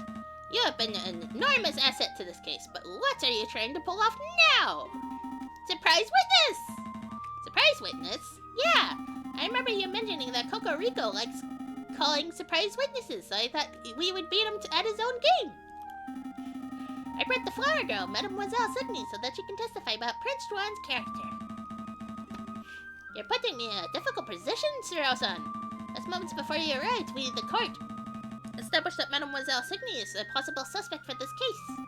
What? That can't be right. Sparrow-san, it's okay. Monsieur Falcon, I would like to testify. You want to testify? Do you understand what you are agreeing to? I do. I have accepted my fate. Prosecutor, do you have any objections to me calling upon Mademoiselle Sydney as a witness? No, none. Bearing in mind, of course, that you are here to defend Prince Juan and not to convict Mademoiselle Sydney. And you would be right! I'm trying to convict the judge! Ha-ha! Prosecuting is my job. Of course. I have no objections either. Please proceed, witness. Speak the oath. The oath? Say that you swear to speak without hatred and without fear, to tell the whole truth and nothing but the truth. I swear, Your Honor. I swear to speak without hatred and without fear, to tell the whole truth and nothing but the truth. Good, very good. Please state your name and occupation for the court record. My name is Catherine Marie Signy. I am a flower seller. Mademoiselle Signy, tell the courtroom of your activities on the morning of the 7th of January. Very well. I saw the king and his entourage enter the Louvre at around 9 o'clock. I followed. When they came to a stop in the Salle de Tibra, I stepped forward and offered the king a chocolate. He refused, but a guard, a big dog by the name of Major Howell, was happy to oblige. The guard died because I, personally, had previously added poison to the chocolates. No, that can't be right. I used poison derived from monkshood, a notoriously dangerous plant. As a flower seller, it was simple to acquire. Why did you do it, mademoiselle? Why? Monsieur, people have tried to kill the king before, and people will try again. He is a vile man who has no respect for love for the people who suffer under him. I did it to better the French people. I don't believe that at all. Falcon, say something. Mademoiselle, are you being coerced or threatened? Speak freely. No, monsieur. I'm confessing on my own volition. Liar! It is my guilt and nobody else's. Intriguing. Pretty convincing. You gained a little favor with the jury.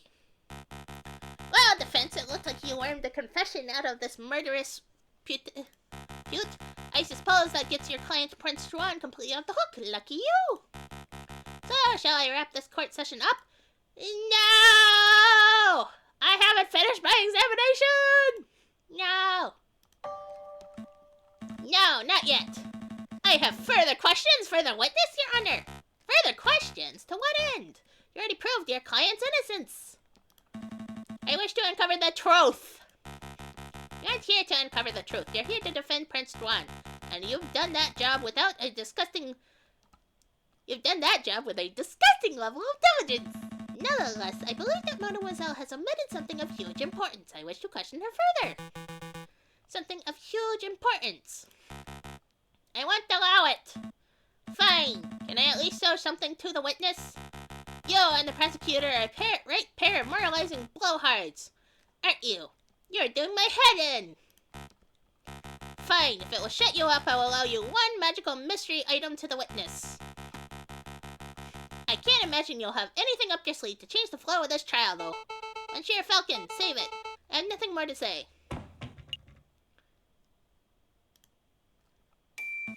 Please take a look at these, mademoiselle. Train ticket stubs? Look at the names. Papa and Mama. And Vienna? Really? Are they really safe? They are. The tickets were arranged courtesy of the fox. Then that means the wolf has nothing to hold over me. I can speak freely. Indeed. Go ahead, mademoiselle. What are you two muttering about down there? I'm amending your testimony, Your Honor. Members of the court, everything I've said today has been the truth. I did go to the Louvre on the 7th of January. I did present a box of poisoned chocolates to the king. Except it was not of my own volition.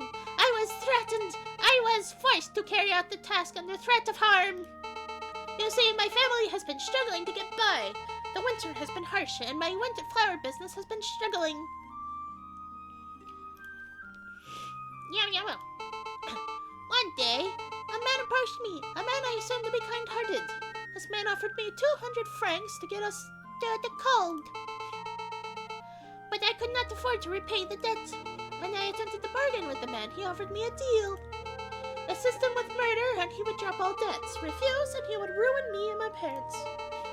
I obliged, because the alternative meant death for those I love. The name of the man who did this is Judge Romulus! Dun dun dun! Ah! What a creative story! This is obviously a last-minute desperate attempt at passing the buck. The sheer laziness of this girl to accuse a man she's never met before. She's blatantly floundering.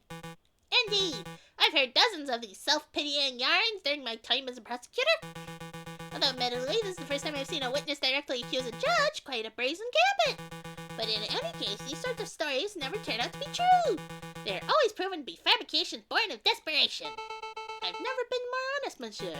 Good Listen, Mademoiselle Sydney, I would like to believe your story, but accusing a man, a judge no less, of conspiring to murder the king is a hugely serious accusation. Do you have any proof to support your story? We do! Proof? You say the judge lent you money. Then you both must have signed a contract that made you when you made the transaction. That contract would suffice as proof. The contracts were all verbal. He said the money was a gift at first, and only later that I had to repay him. How convenient. Of course, this supposed contract doesn't exist. And Mademoiselle has no proof because her story is a blatant lie. Falcons, you have to do something. Do we have anything to link Judge Romulus to Mademoiselle Sydney? A link? Of course! Members of the court, I know for certain that Mademoiselle's story is true. I can say with certainty that Judge Romulus has made a contract with Mademoiselle Sydney in the past. I know this because at this very moment I'm holding a key piece of evidence that links Judge Romulus to the crime scene.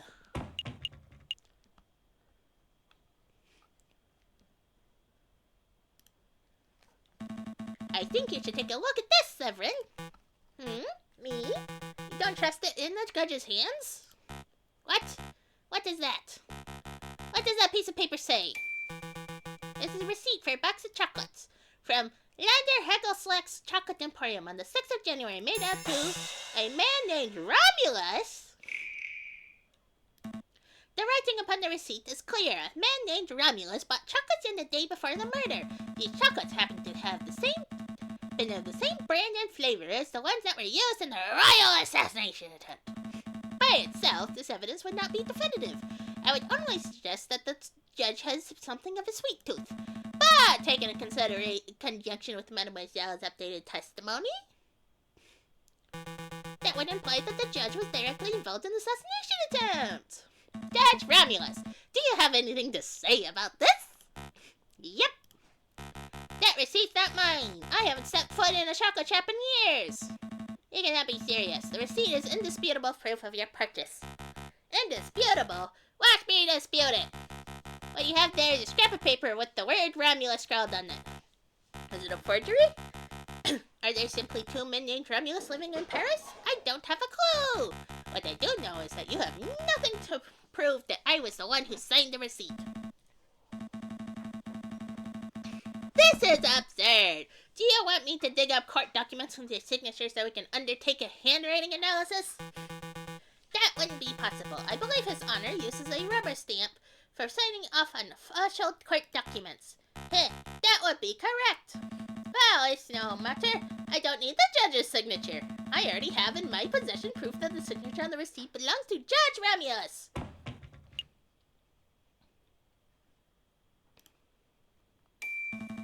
Oh, but first things first, I believe you dropped your pen, Your Honor. Oh yeah, that's mine. Nice, I've been looking for that thing everywhere.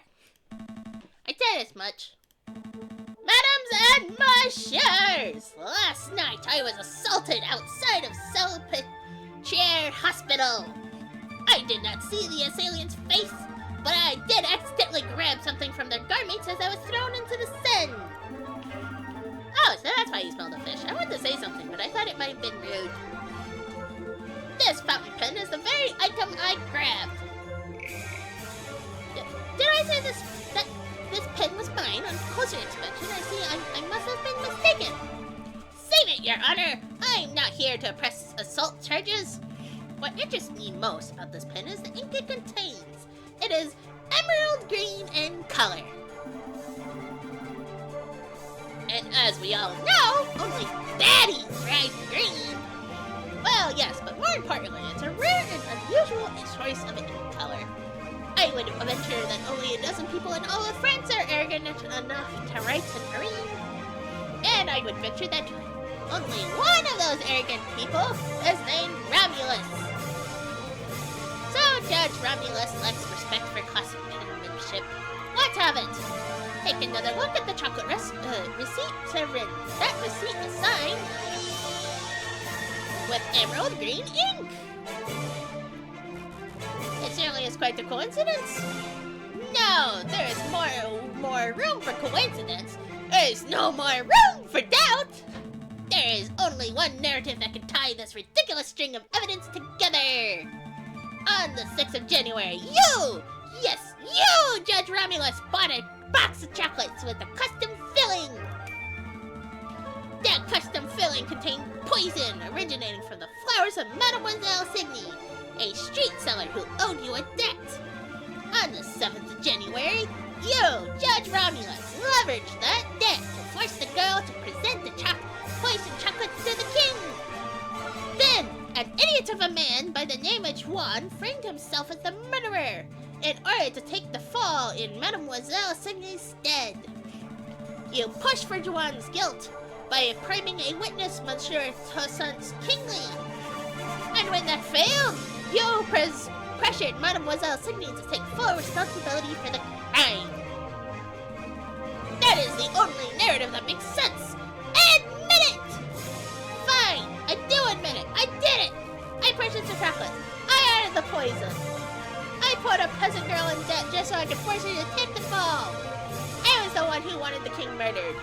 But there is not a damn thing any of you can do about it. I am the one who holds the gavel. I am the one who passes the sentences. With a snap of my fingers, I could have each and every one of you guillotined at the place into Austerlitz before nightfall. Who judges the judges? Who stands above me? Nobody. Not even God can condemn me when I sit so highly. Attempting to murder a king. Correcting the court to assist. What an utterly repulsive individual. Don't touch me, you dirty pig! You have no authority over me! He doesn't. I do. Take him away, Inspector. I'm not done. I'm not done with any of you. You're all guilty. You'll see! A revolution is coming. The rebels will overrun Paris. The king and government will fall. The bourgeoisie will be slaughtered. We shall have a glorious second republic. A republic of free of class. Where everyone is free and equal. Hey, don't touch me. Just another ranting lunatic, Your Majesty. Ignore him. Of course. Carry on, Inspector.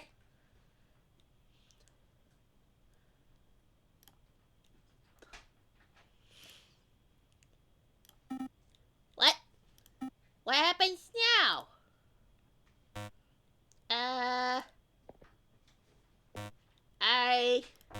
I guess I'm supposed to take over the President Judge's duties? Well, given the surprising series of revelations that just took place, I believe that the results are clear. We find the defendant, Prince Juan Cuerdo, to be cleared of all charges, and therefore, we therefore find the defendant not guilty! Yay! We did it! And no confetti, which sucks! What happens to me now? Mademoiselle, it is clear that you were coerced. However, you still played a significant role in the king's assassination attempt. By all rights, you must be tried for your crimes. I see. I cannot argue. But as it happens, due process was not followed during this trial session. Judge Romulus thoroughly disrupted the proceedings. Consequently, I believe that most of the testimonies given during this trial session would not be seen as valid in a court of law. What does that mean? He's saying you're free to go. Correct. As a prosecutor, I see no crime to prosecute. Really? Thank you so much, monsieur. And thank you, monsieurs. Without your help and assurances, I don't know where I would be right now. So, are my parents really in Vienna? I think so, but you would have to ask the fox for details. I don't exactly know what he arranged. Although now that Judge Romulus poses no threat, I suppose your parents would be free to move back to Paris. Actually, I may follow them to Vienna. You need a holiday after all this drama? Well, yes, but I want to get away from here before, the fighting starts. You mean the revolution John Romulus mentioned? He doesn't seem mentally stable. Pay him no mind. It's not just him, monsieur. In the streets, everyone talks of an uprising. If you were smart, you would clear out of here, too. Thanks for the concern, mademoiselle. But we're far from smart, so we're staying put. I see. Then good luck, messieurs, and farewell. Perhaps, maybe we can meet again when this is all blown over. Wait, mademoiselle! Don't you want to have a quick celebratory drink? Oh, she's gone. So I guess it's just you, me, and the fox, right, Falcon? That sounds good, Sparrowson. Take Prince Drawn to the Aviary office. I need to sort out some paperwork with Severin. Okie dokie. I suppose the congratulations are in order. Uncovering the truth in the way that you did, it was quite a feat. Everything went far better than I could have hoped, but you surprised me at the end with that little lie of yours. Lie? The trial's testimonies are completely invalid. Bullcock! You and I both know that this trial has produced ample valid evidence for Mademoiselle Sydney to be detained and tried. Even with the coercion accounted for, I bet she would still be found guilty of conspiracy or accessory to murder. So why are you holding back? You know, 10, maybe even 5 years ago, I probably would have prosecuted Mademoiselle Sydney. When I was fresh out of law school, I thought my role as a prosecutor was to condemn every potential criminal that came my way. I thought, if the guilty person ends up behind bars or on the hanging dock, then justice has been served. But as I gained experience, I started noticing the details. The details? The extenuating circumstances, the personal considerations, the gaps in the law where even when due process is followed to the letter, good people are punished and wrongdoers walk free. I hated it, so I changed my role. I decided that I should not strive to secure a guilty verdict, but to ensure that justice is served. I could prosecute Mademoiselle Sydney, and she would definitely be convicted. But that would not serve justice. You're a good lawyer. You're a good lawyer, Cocorico. You? Well, you're not terrible, Falcon. Yay! I must congratulate you, Senor Falcon and Senor Sparrowson. Why is he still saying Senor? What am I still doing? Still using that old accent. I, of course, meant congratulations, Monsieur Falcon and Monsieur Sparrowson. It's no big deal. We're just doing our jobs. No. Your job ended when you proved my innocence. Everything after that was you going above and beyond your duties. Of course, I was counting on you to do so. A lesser liar would surely have stumbled or caved in.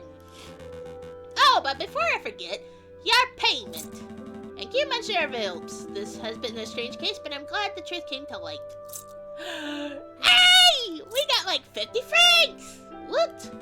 I'll see you out. Wait, Monsieur Vilps, before you go, something's been bothering me. Why did you come to us in the first place? Surely there are more reputable lawyers out there who could have done a better job. Oh, more reputable than the Falcon that stands before me? Yeah, Falcon's got a sucky track record. True, he does have a mixed record, but his family name is hugely respected in the lawyering world. I chose Monsieur Falcon as my lawyer for that reason alone. Huh? Really? I've never heard of another lawyer named Falcon. Let's not go down this rabbit hole, Monsieur Phelps. I don't go by my old name for a reason. That is fair. We shouldn't be fixated on the past, should we? After all, it's already been done and gone. The future is where our potential lies. That's what we should be paying attention to. A storm is approaching fast. You mean the revolution that the crooked judge mentioned? Yes, indeed. I dare say that the wolf is right. A rebellion is coming, one way or another. Listen, Monsieur Falcon. You'll probably have a surge of work over the coming days. If you want me to dig up the dirt on anyone, please feel free to drop by my office at any time.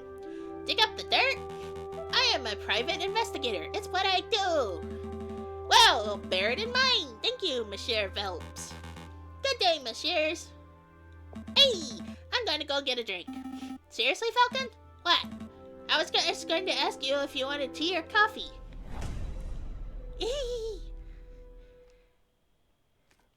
And save! Do you remember the July Revolution? Of course, how could I ever forget? The chanting, the violence, the smell of gunpowder. The 3 glorious days. Well, we'll start for now.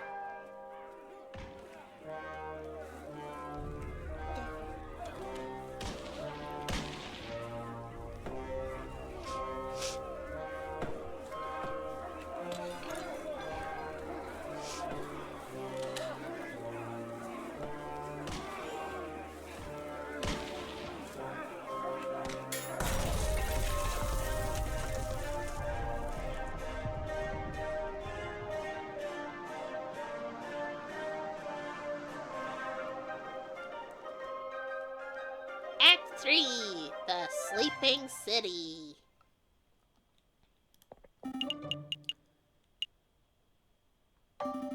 I can't believe he's skipping work again. I swear, if I ran that moping bird brain at Le Canard Joyeux. Ah, finally. Good morning, Falcon. Morning, No, wait. It's still in the afternoon. That means the official greeting is... Where the hell have you been, lazy bones? Ugh, it's far too early for this level of roasting. Pass the Cabernet. No way! We've got important business to discuss, and I can't do that if you're half drunk. Mon Dieu, give me a break. I haven't had a good night's sleep since the trial. Something on your mind? Actually, yes. It was what the wolf judge said about a revolution. Pusha! That guy was off his rocker. And besides, if we worried about every potential French revolution, we would never get any work done at all, am I right? Yeah, maybe you're right. Worrying doesn't do us any good. Tell me about the important business you want to discuss. Oh yeah, the business. A letter! This one's from the Paris Police Department. Fancy wax seal and everything. That is indeed a fancy seal. Well, go ahead, Sparrowson. You may have the honors. Alright, ahem. Monsieur Falcon, meet me on the rooftop cafe opposite the Place de la Bastille. I have a proposal. Regards, Inspector Volerty. That's it. How terse. Volerty's letter has been added to your evidence folder. A proposal from the inspector? Interesting. You have any idea of what sort of proposal he has in mind? Not a clue. So, are we going to go meet him and find out? We may as well. I don't know what sort of proposal the inspector has in mind, but we would be foolish to reject it without even hearing him out. Grab your coat. Alright, no dilly-dallying. I like it. Oh, but before I forget, I need to drop by the hospital at some point. What did you eat this time? No, it's not like that. Well, not entirely. I need to pay for the bill from my last visit. Oh, that's reasonable. Sure, we can pay a visit, but the inspector's call should take priority, I think. And we shall stop here! Yay! Another chapter done! Until